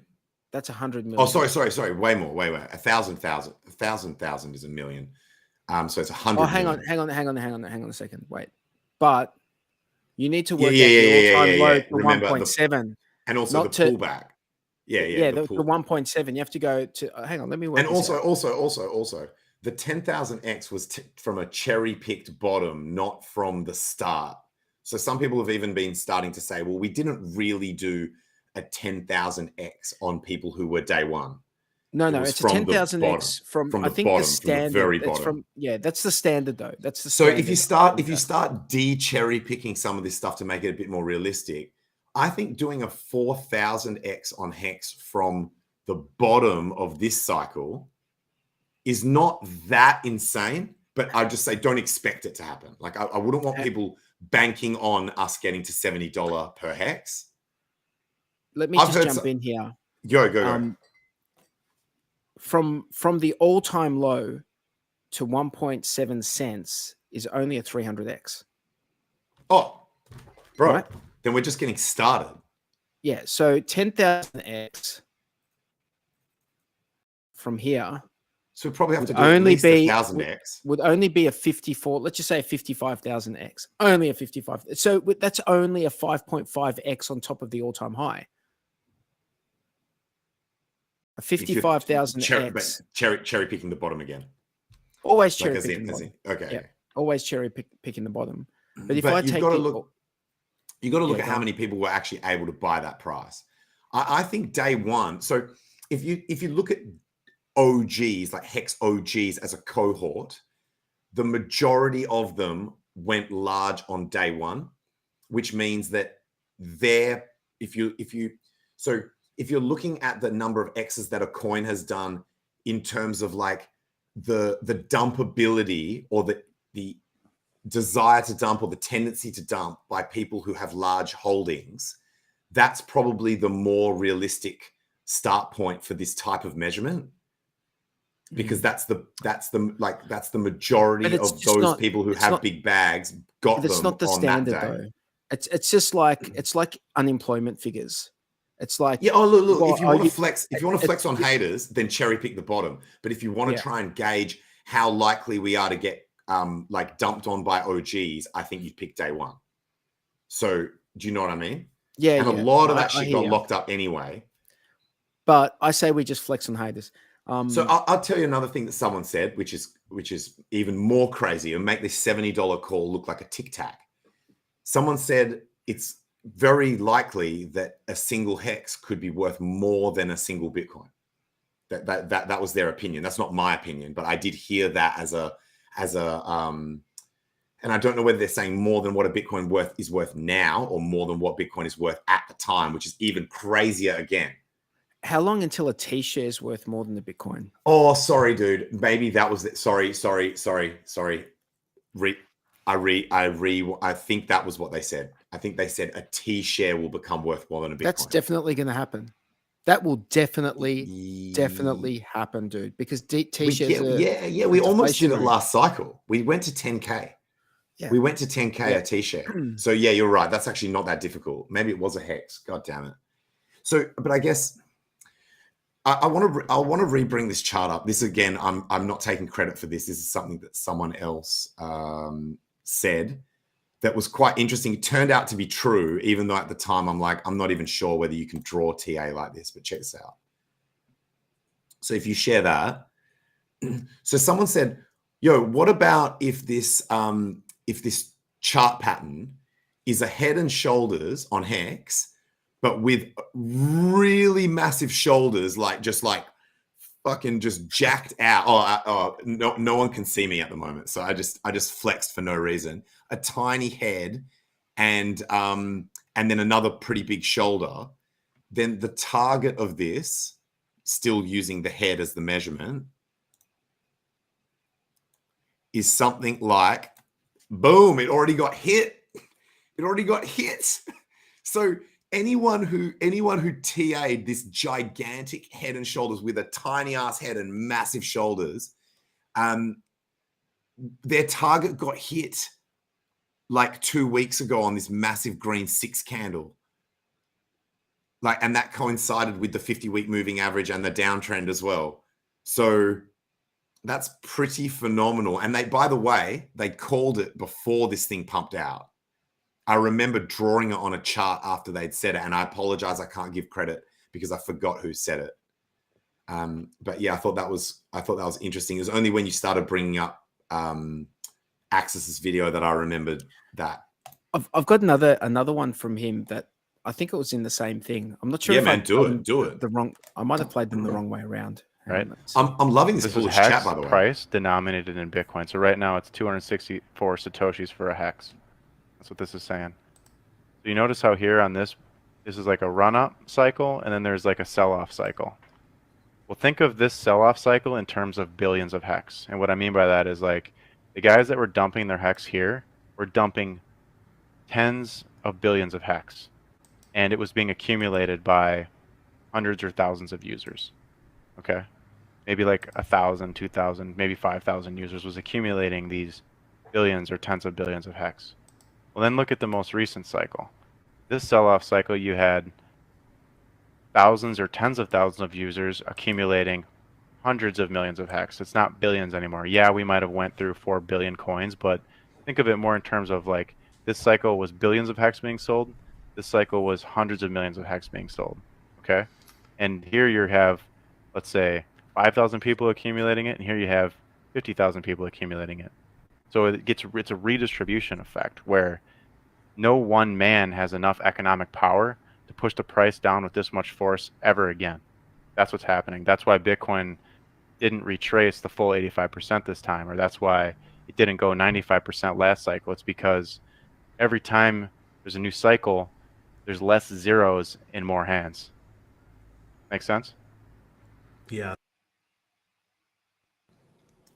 The term less zeros in more hands, probably not a very accurate way of saying it, but like, or less in terms of less large numbers. Yep. Less zeros in more hands. Less zeros being the number of zeros. Yeah. Less large stacks, more distribution, like more distributed supply. But I mean, Richard says that doesn't really matter that much. You know how he says that when you've got whales, they're not the desperate plebs that are going to sell, like panic sell dips and shit. Yep. But yeah, like I guess distribution, it can be looked at, like it can be framed either way. And you know, Richard was probably framing it like that at the time to help people think through it and not panic about those ideas. And it probably is still a good thing to have. Look, I mean, it shows adoption as well to have more users and that sort of thing. So yeah, it's good. I mean, now I think we should almost feel guilty for talking about HEX prices as low as like $1 compared to this. $70. Holy shit. That's like $100 Australian, like $100 per HEX Australian. Oh, 100 per HEX. Yeah. True. Australian. Yeah. $100 per HEX. Yo, that's fucking 100 Australian dollars per HEX. I say I'm bring down it for that, on. man. I'm down for that. I'm fucking down for it. I'm down for that. I'm gonna tell you how many X's it is from here, from the current price of HEX to $100. Oh, this is not Australian dollars, so I'm gonna go to $70. $70. From current price, it is 110x. Yeah, exactly 110x. Yeah, makes sense. Oh, 6 cents. I kind of would want people buying now to cents. get at least 100x. No, it would be 1,000x. 60. Have I measured this wrong? It's 100. So it's 110,000%. Oh, you're right. Sorry. You're right. Shit. I was off by one of the zeros. So that's the one. Yeah, you're right. It's 1,100x. Better. I was going to say, dude, 100x. That's shit. Like for people buying now, 1,000x is much better. From the all-time low, from the local low of 1.7 cents to do another 10,000x, we go up to $3, right? Now, $3 is that right? Is that right? Yeah, 1.7. What did you just say? From the low times 1,000x. Hang on. Wait, was it? 1,000x would go to $17. $17. Hang on. Let me just see what I had. 300 times. Wait, how about we do this math? I'm really enjoying this, by the way. How about we try something where we do the math the other way around, where we say, if someone was to buy HEX today, what's an amount that we would want them to get as an X for them to be like, HEX actually did really perform really well? Would you say 500X? Or would you say 250X? No. Hang on. That's their numbers for people who've been in crypto. So to impress someone who's been in crypto, like to impress you, you need like 20,000X. It needs to for me to get out of bed in the morning, it needs to be a minimum of 20,000X. Don't even wake me up, bro. I feel that way about airdrops. It's like If you want me to click some shit, I need 4 and a theoretical risk to your OPSEC clicking shit. Yeah, fuck yeah. You know, for some me to people get have out been of fucking bed with an drained. airdrop. You better Some give me people some... have lost all their crypto, but it's not from airdrops, it's from fake airdrops. Like, so they get too excited and stuff. But anyway, sorry, let's stick with this. So how many, so you're saying, okay, there's 2 different cohorts here. There's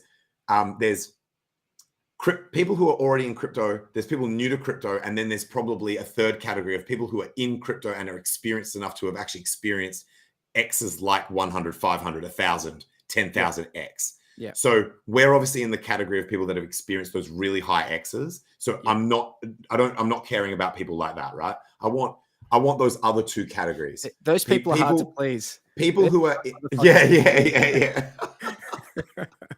Fuck those guys. Fuck those guys. They've already had their 10,000 X. They're done. Like they're sweet. For people who are either new to crypto or at least new to like high gain crypto, would you say 200X or 250X or 500X? Dude, I think if you're new to crypto, yep, a 10X is amazing. No. If you're new, because this is important. Even someone who is quote unquote new to crypto, so they haven't experienced those gains, they've heard about them from their friends. So people coming into crypto, dude, they've never had more than like a 2X on a legacy when it starts product, happening to you, they are going to have heard of some shit motherfucker. Like, you start getting moist when you see that shit for the first time, dude. You've never experienced it. Even if you've like seen other people experience it, when you see it in your own account for the first time and it's a 10X, you're like, holy fuck, right? How about I'll give it to you. I'll meet you halfway. I'll meet you halfway. Wait, I was about to say I'll meet you halfway on a log scale. So you're 10X, I'm 200X, we'll go 100X. Yeah. Okay. So it's done. Okay. So we times everyone's impressed. We'll times the bottom by 100X. That's $1.70. I think that's nice. I think that's very nice. That's well within my I think my most conservative target mentally that I haven't publicized for HEX within this bull is within that. That's within that. And if we do it from the current price, then it's obviously going to be like $6 or $6.20, $6.30. And that, so we're assuming that that's across 2 chains. Yeah? That basically, and that someone bought. Oh, true. That's a good point. Then, yeah, that's a good point. That's the 2 hexes summed together, because I'm talking about basically anyone who's bought this dip, like this market bottom, basically anyone who's bought HEX over the last like 9 months would get at least a 100X once we get to $1.70. Bro, easy. So it's like, I know for some people will be screaming at their phone, like, you bitches are doing sub-mil FUD. Shut up. Like that is shit. Like, why are you guys fudding the price so hard? But I like to just do this conservative math so that it almost like to basically show people that even the most conservative shit is also pretty moonish. Like it's pretty enjoyable gains, even at the conservative end of the spectrum. 10,000 for us to do another 10,000X from here. All right, let's go. Yeah, let's go. All right, let's go. Hang on. Let's go to the other end of the spectrum. Full moon math. Math. How many X's do we have to do to get to $1 million a coin? So for HEX to get to $1 million. No. Hang on. No. So we did 300. If you go trace back to the 1.7, that's about a 300X from the all-time low, right? But then starting from 1.7. I'm sorry, man. I'm doing another 10,000X from this low. So if doing another 10,000X from this low would be $170. We need to do 16 2/3 million X from here to get to $1 million. Hang on a sec. Do you know why this might be unrealistic?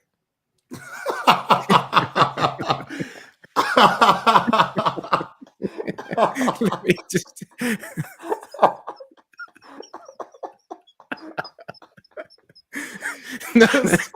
Just one reason. Just one reason why this might be unrealistic. I was just going 10,000x times 300. Hang on. Okay. So no, this actually works. That's so if we did a 10,000x on top of the 300x to 1.7 cents, that would be a 3 million x overall from all-time low to all-time high, which gets us to that $170 mark. Now, that is, do you know why that is? That is like, that's moon math type stuff, right? But do you know why this is not unrealistic long term? And the reason it's not unrealistic long term is because Bitcoin did a 6.9 million x. So Bitcoin's already done this shit. Bitcoin did this shit. It did it. It did it at 35K. Like, say, if you said rather than just focusing on this bull market, if you were to allow 2 more bull markets, like, so at the end of the next bull market, these prices are definitely not unrealistic. Yeah. It might be a couple of cycles away. It might be 2 or 3 cycles away, but I don't think it's unrealistic. Bitcoin did it, and that's my point of reference. I look at Bitcoin and I say, well, Bitcoin did it. Well, it's possible. If it's possible, then HEX, which is, in my opinion, better than Bitcoin. I've got an idea. Do it. Yeah. Let's look at if we're doing X's from all-time highs through this bull market and the following one, and you just use like a fairly conservative X. So you're starting at 50 cents. You're going, so then the top of the next one, and we need to work out what X we're going to use here. Should we use 100X again, or like from the top? That's too much from the top. That's too much from the top. No, but keep in mind that, like, you can only do something like a 30x or a 50x max from the top. Okay, in fact, so in that case, let's use 10x. I want to keep this conservative. So let's say let's just look at what Bitcoin did. Let's base what we do off what has already been achieved. So Bitcoin went to, what was the high back in the day? It went to about $1,200. It went to $1,200, and then it went to $20,000, which is like an 18x, right? So I think it's reasonable to say an 18x from an all-time high of 50 cents. What's that? Well, so I did two 10x's. Like, so I said, if we did a 10x from all-time high this cycle, that'd be and $10. 10x thing, it would end up being $50, because you go from 50 cents, 10x, and then off that all-time high, another 10x. If we use 18 instead, it would be 0.5 times 18, and then you just, because then you're going, that's $9, and then you times by another 18 for the following cycle. Oh, wait, because then the next cycle has to be lower again. So it's like, say, 5 or something. That's $45. So, because you can't, like, the way I did it when I did times 10, you've got to, each subsequent cycle, you're assuming that if it follows the same thing as Bitcoin, that it's lowering each time, depreciating gains or whatever, pumps. Do you know what the magic number was for Bitcoin? It was 5.3. So every bull market run from low to high was, but each subsequent one was a division of 5.3. It's like, it's really weird. It's almost uncanny that if you do the math, it's every cycle was 5.3 times less gains from low to high. Yeah. I think we're going to break that model on Bitcoin this cycle, because if you divide by 5.3, it only basically just goes back up to the same number. It goes to 77K, which is barely above all-time high. That model can't continue like that. It can't continue, because then it'll eventually start going down, right? Like, it has to curve. That has to be a curve. Like, it has to taper.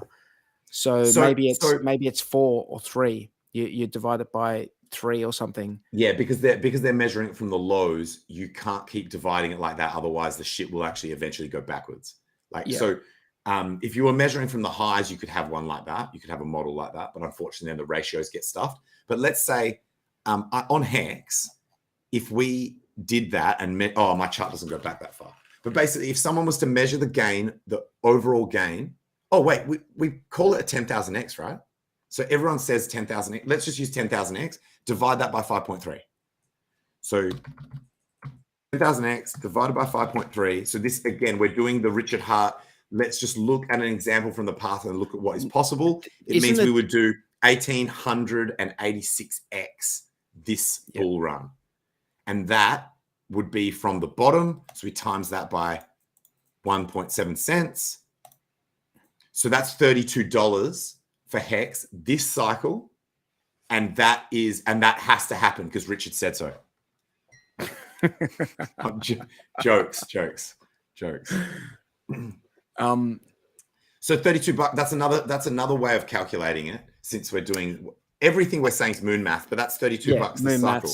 I think people like round numbers. I think people like round numbers as well.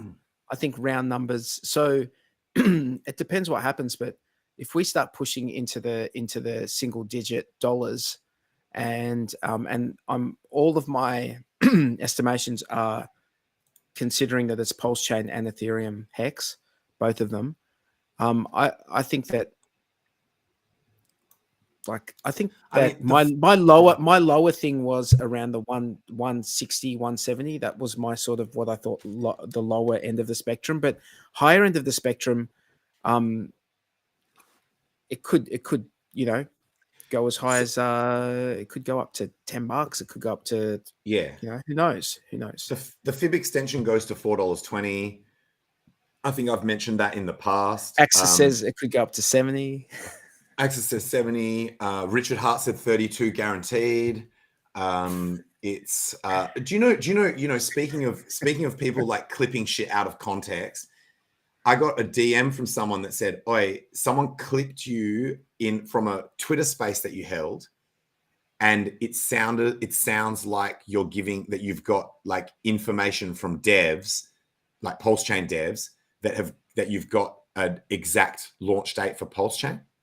And I'm like, "Yeah, bro, 2 weeks." No. I said, look, it's clear to me. I don't know. I haven't heard the person that clipped me, but I'm assuming that they've taken when I state with confidence that it is exactly 2 weeks, and they've taken that out of context and they've put that up. So whenever I say exactly 2 weeks, that's obviously a meme. Whenever I say last chance under 5 cents, it's a meme. Although right now I'm thinking it is actually possible. The last chance. I think we might actually never go below 5.0 cents for HEX ever again.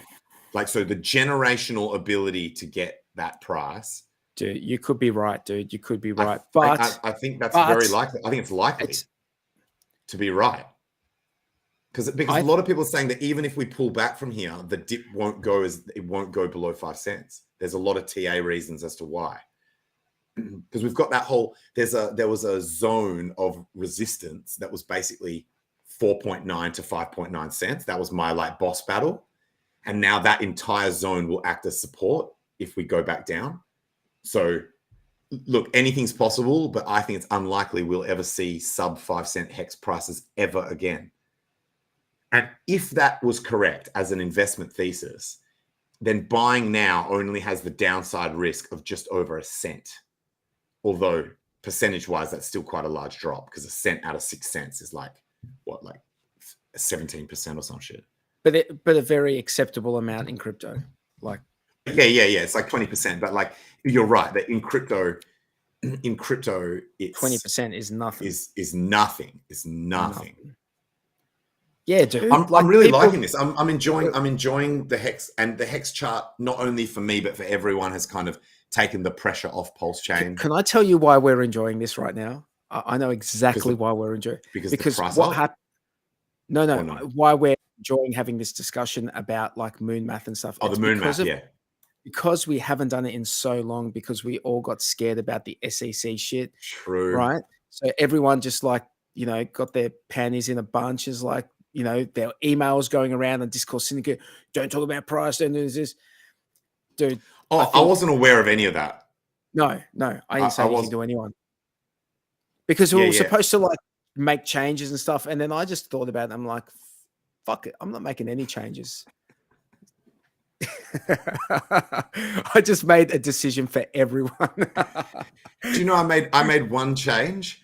I add the emojis that they say are financial advice. I add it to every tweet now. Every tweet I try to remember every tweet to add those 3 emojis, the ones that got deemed to be like indicating that the tweet is financial advice. I put it on every tweet, if I remember. But yeah, no, I'm enjoying the moon math because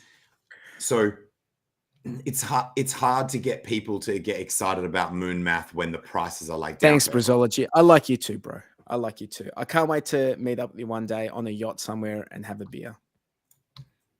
Yeah, shit, yeah. That shit's happening, by the way. I keep telling people that one day we're going to meet up on a yacht somewhere, probably in the Mediterranean. Yeah. Do you know there's a HEX hater? HEX hater, or is it that the HEX community hates him? Both, maybe. One, or it's at least one out of those two. Who is it? Type it in the chat. Type chat. I'll type it in the chat. If I'm not trying to protect him, I just don't want people to go and get scammed. Like, yeah. You tell me. I'm putting this in the private chat. You tell me if that's someone we shouldn't mention. So anyway, that motherfucker tweeted. I don't even. Oh, hang on. Is that the guy who did the he did an interview with Richard Hart, right? Yes. Yeah. So this motherfucker, I think we can tweeted say out. I think you can say it. Okay. So Meet Kevin tweeted out, "Oh, I just paid Elon Musk. Like, I sent the invoice to get Starlink in my jet." And I'm like, "What? This clown's got a fucking jet?" Like, he wasn't joking around, because on the invoice it says it's like the aviation version of Starlink. I'm like, this fuck has got a jet, bro. He got jets before us. Like, he got a jet before we got jets. No, that pisses me off, bro. By scamming people. Pisses me off, bro. Like, yes, by fucking shilling FTX and shit. Yeah. So he's using, if you got scammed in FTX, which there wouldn't be many people in the HEX community, but those people are paying for him to have Starlink on his jet, and probably for the jet as well. Pisses me off. How long until there's going to be like numerous hexagons just doing all the jet meme shit? Like, how long? I think next bull market, there's going to be some, I think the quality of our Twitter content is going to increase in correlation with the price, because there's going to be a lot more supercar Twitter shit like to do with HEX. It's just going to, that shit is just going to fucking go through the roof. Can you imagine when like hundreds of like OGs all have fucking Lambos like as their second car? Yeah. Because there'd be a lot of regret as well. People who saw their wealth go up and then held diamond-handed it all the way back down, and they're like, "Oh, I could have bought an entire fleet of Ferraris, and maybe this time on this bull market I should buy at least one." Like that kind of attitude. So, and you know, maybe that's a reason why we see these charts in crypto where subsequent bull markets the price doesn't pump as hard, because the people filled with regret that held that asset are like, this time I'm at least going to get. So Bitcoiners from the first cycle might be like, "Oh, the next bull run, I'm going to buy a mansion. I'm going to buy a soccer team," or whatever it is. You know what I mean? But the thing I was going to say is like, dude, they've been saying when Lambo for like fucking 3 years, and they're like, now Lambo. Now like Lambo. Now Lambo. Hashtag now Lambo. I like that. You know, something that Richard Hart said that I disagree with a little bit, where he said, "You guys don't need to go and buy flashy shit. I'll do all the buying of flashy shit because it works well for marketing. But you wait, because you're probably going to agree with me." I disagree with that, because something he's kind of actually disagrees with himself when he says, if you look at people who are like life coaches or whatever, you should see that the people they have mentored have succeeded in the thing that they are pitching, right? So I think it's actually quite important that there are hexagons that are flexing these kinds of things, because that just proves that it wasn't just the founder that got rich, that there were actually real people who really got wealthy from being involved in this thing. I mean, obviously that happens in scams as well. Like some people get rich off Ponzi's that aren't the founder if you're in early enough. So don't go around, like, I need to be careful with how I talk about this sort of stuff, because I don't want people going around on Twitter being like, "Look, this guy bought a Lambo. See, HEX is not a scam." That doesn't prove HEX is not a scam. However, it does prove it's one step in that, hey, look, someone got rich that wasn't just the founder. It's not just Richard enriching himself and then everyone else being poor and being also, sold a dream. It's also like on a really simple, level, it's people looking at the nice shit that you have and saying, fuck, I want that. How the fuck did he get it? Yeah, it's more relatable. Like, it's more relatable if someone got rich that wasn't the founder, because someone coming into it is like, I'm not the founder, so am I going to get rich? And then they can see, you're absolutely right. You're absolutely right. There's a lot of comments to do with this. There was also, like, I remember in the last bull run when there were some people flexing, there was also some hate for the flexing. There were people like hating on it. It's like, why are you selling your HEX? You know, all that shit. Oh, yeah. I noticed a lot of people would specifically mention that they didn't sell HEX to buy that item so that people wouldn't throw that level of like. I'm just going to say right now, if you see me on Twitter driving a Lambo, I fucking sold HEX to get a Lambo. All right. I'm just going to tell you right now in advance, don't fucking be coming on Twitter telling me like some shit. I'm telling you now, if I'm driving a Lambo, I sold the fuck out of HEX. All right. That's it. Yeah, shit, yeah. I've always been in the group that says you need to assume, like,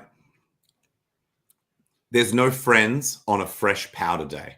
That's like a snowboarding term for when shit's going really well. Like, you're not waiting for your buddies. You're not doing them any favors. You're not helping them out. You're out there fucking shredding. And so it's like the whole point of crypto, one of the main ethos is adversarial mindset. You assume that everyone is in self-interest.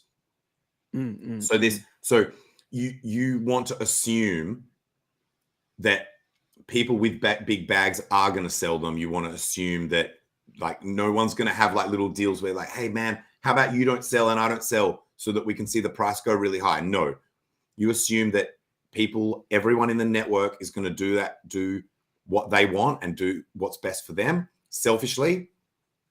And in this particular case, you just hope that that number going up is enough of an advertisement that it brings enough new money in to offset anyone who's taking profit. I got a question. I remember Jexa talking about this a while back, that you said that you don't actually have to sell HEX. What you can do is you can lock it up into a HSI for 15 years and then sell the HSI and then cash out that. You could do that if the price of ICOSA wasn't fucking wrecked. I thought you were going to say liquid loans. I would just use liquid loans.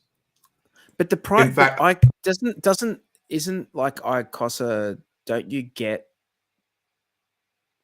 I can't remember what the what the equation is for getting ICOSA for it's HSI. fine. It's fine when the ICOSA to HEX price is like reasonable, but at the moment it's fucking wrecked. It's like under 10. It's like 9.6 or something. It's wrecked. It's completely wrecked. But if that ratio was where it's supposed to be, or I shouldn't even say where it's supposed to be, where near the ARB ceiling, so closer to like sort of like low 30s, if it was up there, then you could absolutely do what you're saying and lock the HEX up. So now the HEX is locked and whoever buys it out of the auction still is getting something that's locked for 5555. So it's like, the HEX is perma locked and you're still able. So that is just one method of how you can do it.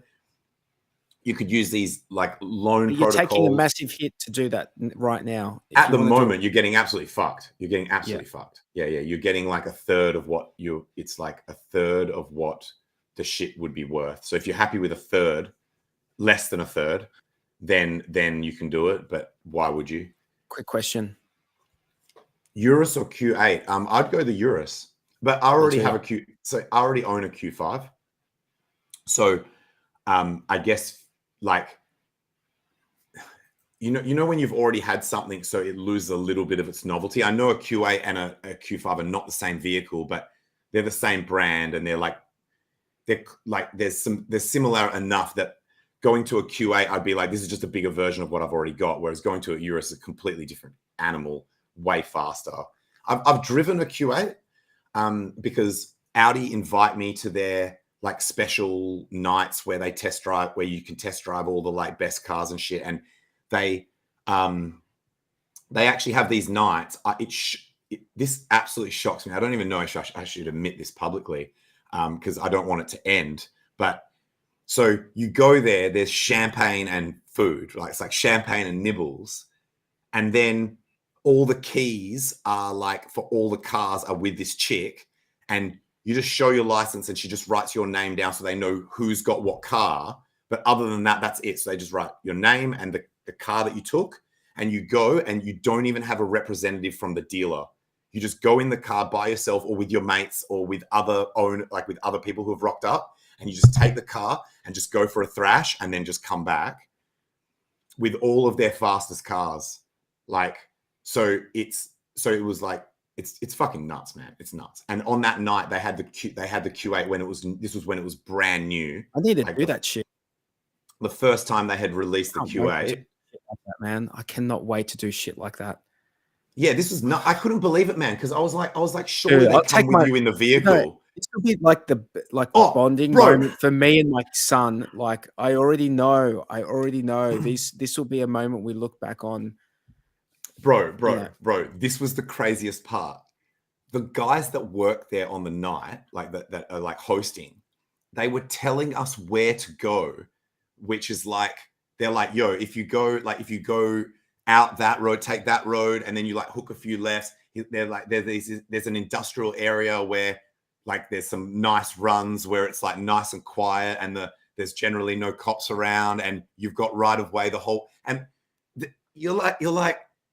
Are these I swear to God, this story is true. Like, as in, they're basically giving you the advice on where to go so you can thrash the cars, and also there's alcohol. Like, obviously, they don't want you to come there and like be like smashing free drinks. You're meant to be keeping it classy. Like, and if they saw someone being like real drunk, they'd probably be like, bro, you can't drive the cars now. And also, the true car enthusiasts, we're not drinking, man. We're like, no, these cars are on rotation, bro. They come back hot. And then you might be waiting for a specific car, and you'll be like, I'm next for this car. So you're just like sitting there waiting for this person to come back. And it's like an honor system that everyone knows that if you're taking the cars out and you're gone for ages, then other people are missing out on being able to try that car. So it's like everyone does the right thing and keeps their drives like reasonably short and doesn't go like huge. But yeah, I guess they just perceive that the people... 10 minutes, 15 minutes, or even less. Like most people would only go for like maybe 5 minutes or 10 minutes, like 5 to 10 minutes. Like you can go, like there's no rules. You can take it for longer. But I think 10 minutes is cool. It's hard to open something up properly, like in 5 minutes. Like, well, but what I was going to say is like these cars are already warmed up, and if you're pushing a car really hard, 5 minutes of driving is actually like a long time. That's you can test launch control. Oh, bro, there's a video, dude. There's actually a video on my Instagram of me. Like, and sorry, we'll stop talking about cars in a second. But this is like, so if you go on my Instagram, there's a video that was taken by one of the other owners that rocked up of us testing the launch control in a brand new RS5. And so that's like Audi's A5, but it's like the most psycho version. And this thing shocked me. And both of us have been in really fast cars. And this thing, it just hooked up, and it was like the acceleration was really, really crazy. Like it was like faster than Lambo level acceleration. It felt like it anyway. I don't know why, but it was just. The video of my shock is on my Instagram. Right. Okay. Can you show it? I don't have Instagram. Let's see. But if I share a video, don't dox any shit, man. Don't dox any shit. No. It's fine. It's just my Instagram. I keep that public anyway. But you don't hear the volume, right? If I play something at my side, the volume doesn't go through, and the volume's really the part that's important because it's us. Matters, it's us being like, oh shit, that's like faster than a fucking Lambo. Do you have to be logged in, or will Instagram just play play it on anything because I can. Oh yeah, if you good give point. me You the could, link, you could just go to my Instagram. Yeah, I'll send you the link. if you give me the link, I'll try and play it. Yeah. Have you ever driven accelerated or driven a Tesla, like a fast one? No, I've been in a Nissan GTR, but I've never been in a Tesla. Not one. Not no. I've never been in any Tesla. Not even a slow one. I've only heard Joe Rogan talk about it, and he reckons they're fast as fuck. Oh, dude, they're I think they're the fastest street car. Like, as in, Acceleration. they're the fastest like production car. Yeah. It used to be. It'd be weird as well because there's no like regular engine revving, so it'd feel. Oh weird. yeah, it would just be like, right. It would just be silent, basically. It would you'd hear wind. You would hear wind noise and tire I'd noise. really like to test a Tesla. I'd like to test drive a Tesla. Yeah, man, do it. Richard bought a Tesla for his dad. Oh, did he? I think so. Yeah. He said that shit. While I pull this up, do you have an estimate for PulseChain? So, like, I heard. I won't say who it was because I don't want people to like be negative towards him. But a well-known HEX influencer came into one of my spaces and started like fudding the tweet that Richard did, the one about the bug that got fixed. He's like, oh, there's lots of stuff in there that he's not talking about, and so it's like, is this a hexagon or hexagon? Yeah. A well-known hexagon was. I mean, someone said it's not FUD, but who was it? FUD stands for fear, uncertainty, and doubt. So if it's casting uncertainty and doubt, that's 2 out of 3 FUD, right? Like, as in that still counts as FUD. Some people define FUD as being like unsubstantiated FUD or like unnecessary FUD or deliberately malicious FUD. Who was it? But my definition of FUD is just anything that causes actual fear, uncertainty, and doubt. Are you able? I guess to I can tell say us? who. Yeah, I guess I can say who it is. It's Matty.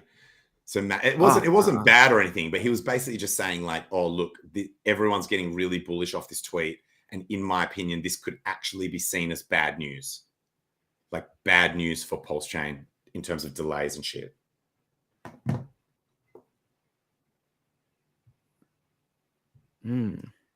But so what do you think in terms? I'm just waiting. I'm just waiting until they say, "Hey, this shit's ready." Oh, so you're doing like a no hope, no hopes up. No, I'm excited. I'm excited that other people are excited because that pushes the price up. So that's why I love it when other people get excited. You know, I'll be happy about I'll be happy about it when it actually gets launched, man. When version 3 comes out, bro. I will need to pinch myself. Like I will. It'll be hard for me to believe that I'm actually living in reality when it actually. Are you happy for me for the URL to be seen though? Yeah, it's fine. Yeah, it's fine. I publicize my Insta. Okay. But you're gonna need to scroll down a fair bit because at that time I was posting a lot. You go down. I hope this lets me do it, but. I'm going to find it as well, just to save you time in terms of, so I can tell you how far down it is.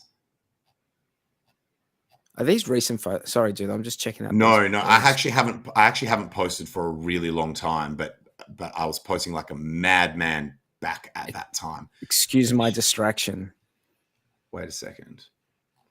Shit, why can I not find this thing? Maybe I should have found this first. Maybe I should have found this video first. Dude, this was definitely a bad idea showing me these photos while we're on live stream. But I'll tell you how far down to go so you can just go straight down to the right spot. Must have been a longer time. I'm up where the HEX cars are. The HEX NASCAR. One sec. Oh yeah, no. You need to go way down. So you'll eventually see some pictures where it's like cupcakes and a Bitcoin mug and a Bitcoin watch. When you see those, so I want you to like go down, like way down. There's like multiple pages down, and eventually, this shit's not letting me do it. When you see me wearing, wait, no, bro, I've just worked it out. I can send you the link that goes straight to the video rather than you having to scroll through that shit. Boom. And apologies to all the viewers who are like putting up with how much I'm talking about cars instead of crypto in this stream. But bro, the look on my face, I still remember the feeling of my stomach just absolutely getting dropped out. It took me by surprise.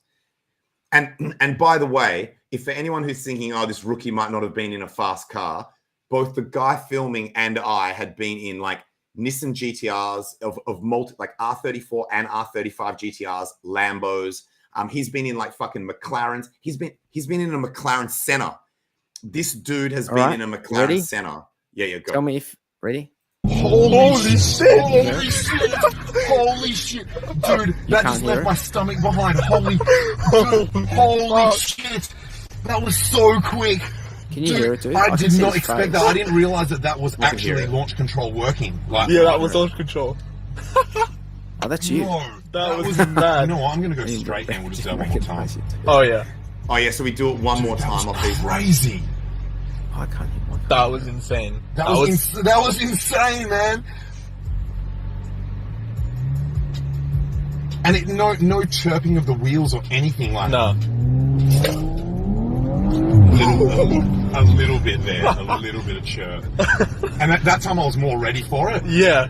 Holy fuck. But you don't expect we were bracing more. You know what's funny? I was like looking at people taking off from the dealership in all the RS cars and going, man, these people Did you hear I almost said the C word? I actually can't hear any of it, dude. For some reason, I'm not hearing any of it. Wait. This thumbnail looks like clickbait. Oh yeah, in sport, in one of the auto ones. Holy shit! Holy shit! No, it's legit. Dude, it's that just left my stomach behind. Holy shit! That was so quick. Aren't matching up. I did not expect that. I didn't realize that was actually launch control working. Yeah, that was launch control. I believe this shit. Oh my god, that was You mad. know what? I'm going to go straight and do that one more time. Oh yeah. It was so. That was crazy. That was insane. That was insane, man. You can see by the reaction. You're shocked. Yeah, and no chirping of the wheels or anything like that. No. That's cool. So basically, if you couldn't hear the audio, we were basically just talking about how well it hooked up, how quick it was compared to other cars we've been in, and then at the end, I almost said the C word, but caught myself. I'm just gonna send myself that link. It was nuts, man. It was freaking nuts. That I think, yeah, because the Audi R8 that they had that night was a 2-wheel drive one. So I think that was actually the fastest car that we were in that night, because in terms of like the ones that have got the 4-wheel drive, you know what I mean? Like, as in that launch control and 4-wheel drive, man, just insane. Absolutely insane. Sorry, dude, I just got distracted for a second because I was looking at this link. Well, look, we should probably wind it up because we've been let's wind it up. I just hex price is 6.23. 6.23. I just wanted to mention that I think someone came up with a new website. Has anyone checked it out? Hex one. Oh, yeah. Is that the one that aggregates all the other ones? I think it's called hexbase.de. Yes, that's the one. Let me check it out. He basically said that he basically does it so that all the really good websites basically become tabs on his website, so you can just have them all in one place or something. This is it. I heard about that shit. Did you say it's hex base? Hex, what is it? Hex. It's I'll put it in the chat. It's hexbase.de/service.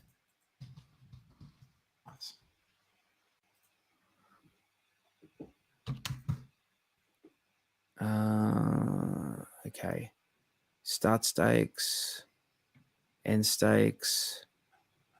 What else have we got here? Overview. Or is that the overview? I just also clicked on overview, but for some reason my shit's loading quite slowly. That's because everyone in this stream has gone to that website. Fuck, I shouldn't have posted it. And it's probably quite data intensive as well. The site itself is probably like heavy on the data. Yeah. Yeah. Okay. That's cool. Starting staking. So I know you didn't give an estimate for PulseChain, but I actually think it. I did. Oh, did you? Yeah. What did you say? I said that I think that it's going to be live in July. No. Oh, no, you're talking about that's mainnet. Mainnet, yeah. Yeah. But what about testnet?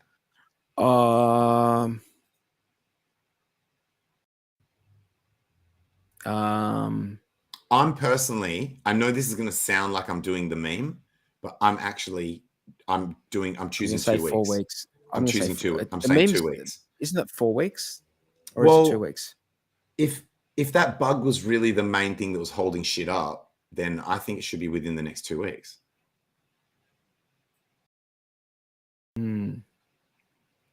So, yeah, my site never loaded up, but I guess I don't need it if you've got it. Site looks cool, man. It's nice and clean.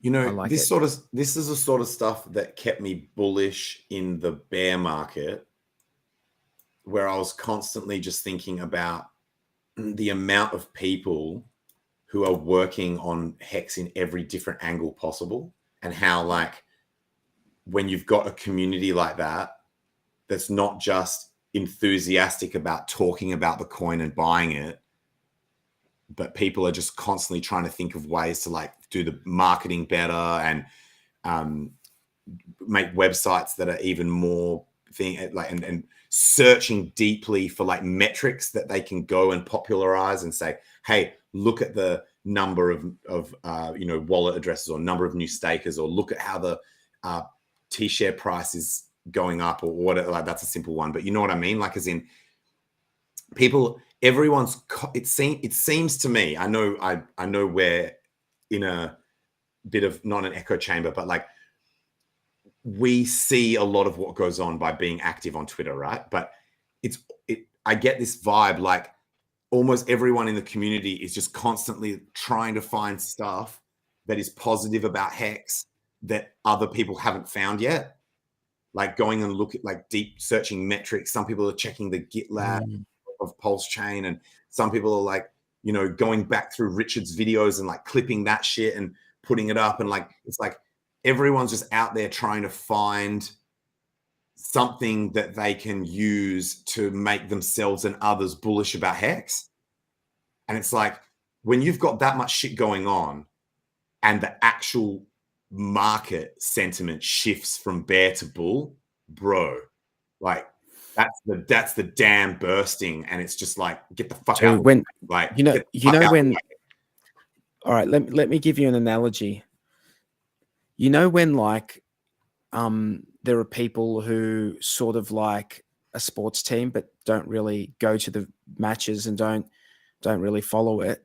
Yep. But when that sports team starts doing well and they get into the grand final, like, they're the number one. Yeah. They're like the number one. They've got the Dockers hat and the fucking wearing purple how many t-shirts people are going to jump on the HEX bandwagon when this shit already starts happening to pump, man? Dude, already happening. So people who went and supported down. Yeah, but we see nothing. We haven't seen anything yet, man. People who went and just absolutely gave mad gobbies to Down Forever Coin Boy. Like, they were absolutely blowing that guy. They were oh, we love you so much. Can you wreck us even harder, please? Oh, how quickly. Oh, look at how quickly I can get wrecked on this coin. It's brilliant. Oh my God. What was it though? Was it because he was from Google?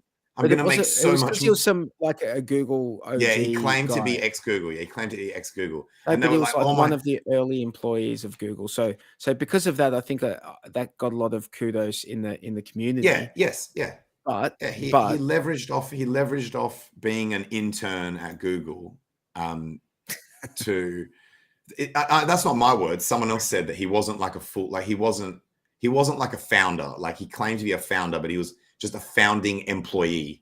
And at that age, I think he was like pretty fuck all. His role was, I got told he was just like an intern, but I don't know. Maybe someone was just trash talking him. But anyway, by the way, I don't think the people do people who are not Australian know what gobbies are?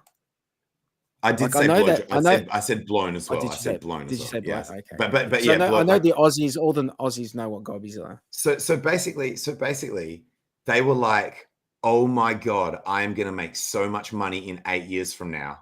In 8 years, this chart is going to start actually going up. We're going to get the bottom in 8 years. We're going to make so much money. Let's get rich together. And now I'm told, I haven't seen it I only saw one person flip back, but I thought that was just from like intellectual honesty. Because he said a lot of HEX OGs got in his inbox and they were like, bro, please let us explain to you and break this down as to why that is shit and why HEX is king and why that thing that you're now promoting is garbage. And he claims that they got through to him. So, but I'm told that other people who were like 100% supporting Down Forever Coin have tried to like come back and pretend like they never left. And be like, no, I've been pro HEX the whole time, bro. What are you talking about? Just like gaslight us into believing that no, what? I haven't even heard of that other coin. What? No, I wouldn't invest in that shit, bro. Come on, bro. Don't even. What, you think someone like me would invest in a Down Forever coin? No way, bro. I've been HEX all the time, the whole time. I've been here representing. I've been out in the streets telling people buy HEX. That's what's happening now. And there's basically mixed feelings within the community of whether they should be allowed back in or not. But I'm just like, whatever, man. Like, I'm not going to try and police what people do. Like, if they want to come back and pump my bags, I'm not going to say no. If they learnt from their mistakes. That's the question people are asking. It's like, will those same people who have shown themselves to be notorious of basically just like hopping onto whatever they think is the shit that's going to get them the most new subs.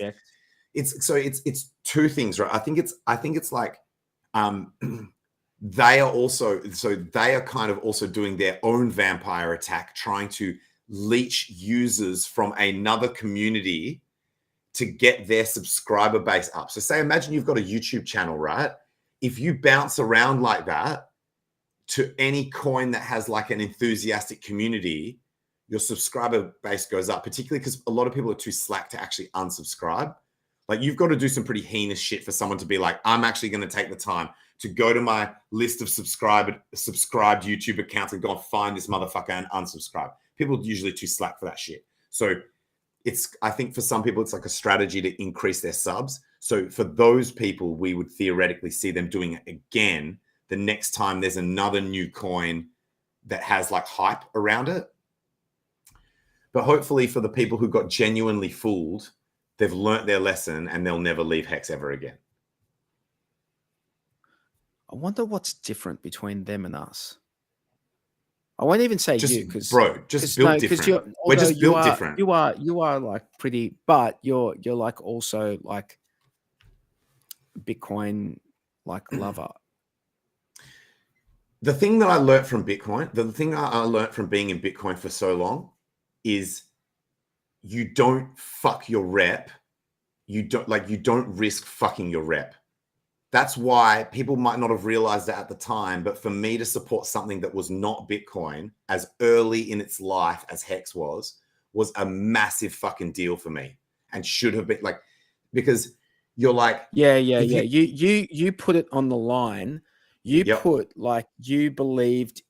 And this is why, like, a few weeks back, I actually gave you props, because you're like Bitcoin. I think you got in 2013, yeah, 14, 13. Late 2012.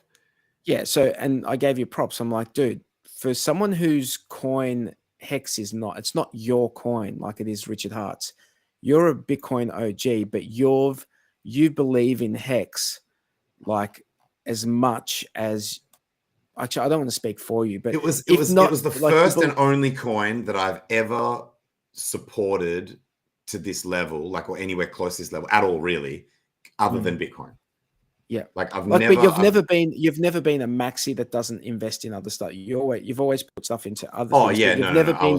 You've never been vocal. You've never been a vote. I was guilty. I was guilty shitcoining and like not telling Bitcoiners and stuff. Like I was like, yeah. I was doing that like having to flog myself like a Catholic that's just masturbated or something. Like it was like because what are you talking about, dude? Even most Catholics Bitcoiners don't whip themselves after masturbation. even most Bitcoiners admitted that they would say it's acceptable to shitcoin to try and increase your Bitcoin stack. It was only like at that time, it was only the most like hardcore maxis that would say, no, that's to the detriment of everyone. If you even go outside of Bitcoin, because you're lending credibility by just adding volume and like shit to these shit coins. Like you're doing everyone a disservice because the less people that involve themselves, the quicker these coins die. And if these coins just continually die, then people will just stop making them, right? That was what it's called self-flagellation when you whip yourself out of guilt. I believe that's right. I think that's right. Yeah, self-flagellation. So I guess the point is like that. If you care about whether you're going to look smart or dumb in the future, then you do have to be selective about what projects you will support. And look, in hindsight sounds easy, right? Like it'd be like, oh, supporting HEX is like some people new to HEX might be like, oh, but supporting HEX is a bit of a no-brainer. Like it was low risk, but not at the time. Not at the time with something so new. No. And the FUD and the scam narrative was hot at the start. Like there were websites dedicated to this shit. Yeah, dude, the consensus of the broader crypto space, like the general consensus was that it was a scam. So it was like it did take a level of like risk and bravery and shit to be. No, you needed to be fully convicted. You need to be fully convicted. You needed to be able to assess it on its merits. And anyone who'd been listening to Richard Hart talk about it and then looked into it and was able to assess it on its merits was also able to, ignore the scam narrative, because the scam narrative didn't have any good points. It didn't have any good points to it. So you'd know the facts on one hand because you'd done your research, and then you'd listen to these people fudding it, and you're like, this FUD, this is all just nonsense. There's nothing of substance here. Richard was able to put my concerns at rest. Like, as in, I didn't have to directly ask him. These things just came up because you know how like all the shit, people were constantly firing shit at him. Like with watching enough of his stuff, everything that I thought in my head that could potentially be a problem eventually came up without me having to be the one asking it. And I was satisfied with his answers to each of those things. And even the ones where it sounded like he's just brushing it off, like, look, that doesn't matter because of this. It sounds like maybe, I was like, that actually is logical though. Like that makes sense. And is probably something that we're not going to be able to like prove that it's not like, that's something where you're just going to have to accept the risk. But this sounds logical enough to me that it won't be a problem, or it's not likely to be a problem. It's going to go the way that Bitcoin did, because Bitcoin had a lot of scam narrative stuff, and still there are still people who will tell you Bitcoin's a scam. Yeah, like true. Crypto is a scam. True. Like, there are still people who will tell you that. So the scam narrative won't go away. Like it will not completely. It'll never go away completely, especially as long as Bitcoiners exist. To them, anything subsequent, like. So you're right. Slowly, the scam narrative will slowly retreat into a corner and stand there by itself, and no one will pay attention to it.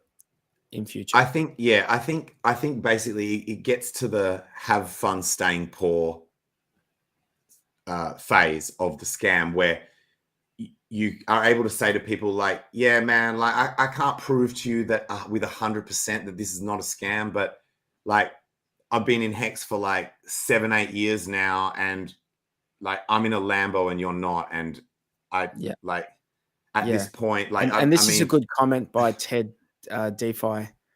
People who say crypto is a scam don't understand fiat. Bro, Yeah, truth. Word. Truth. That is so true. Dude. Yeah, let's do it. Let's do it. We've just ticked over to the first. It's no longer, well, where I am, it's midnight. So remember, monthly closes. Monthly closes in 11 hours. Awesome. Monthly candle closes on all charts 11 hours from now.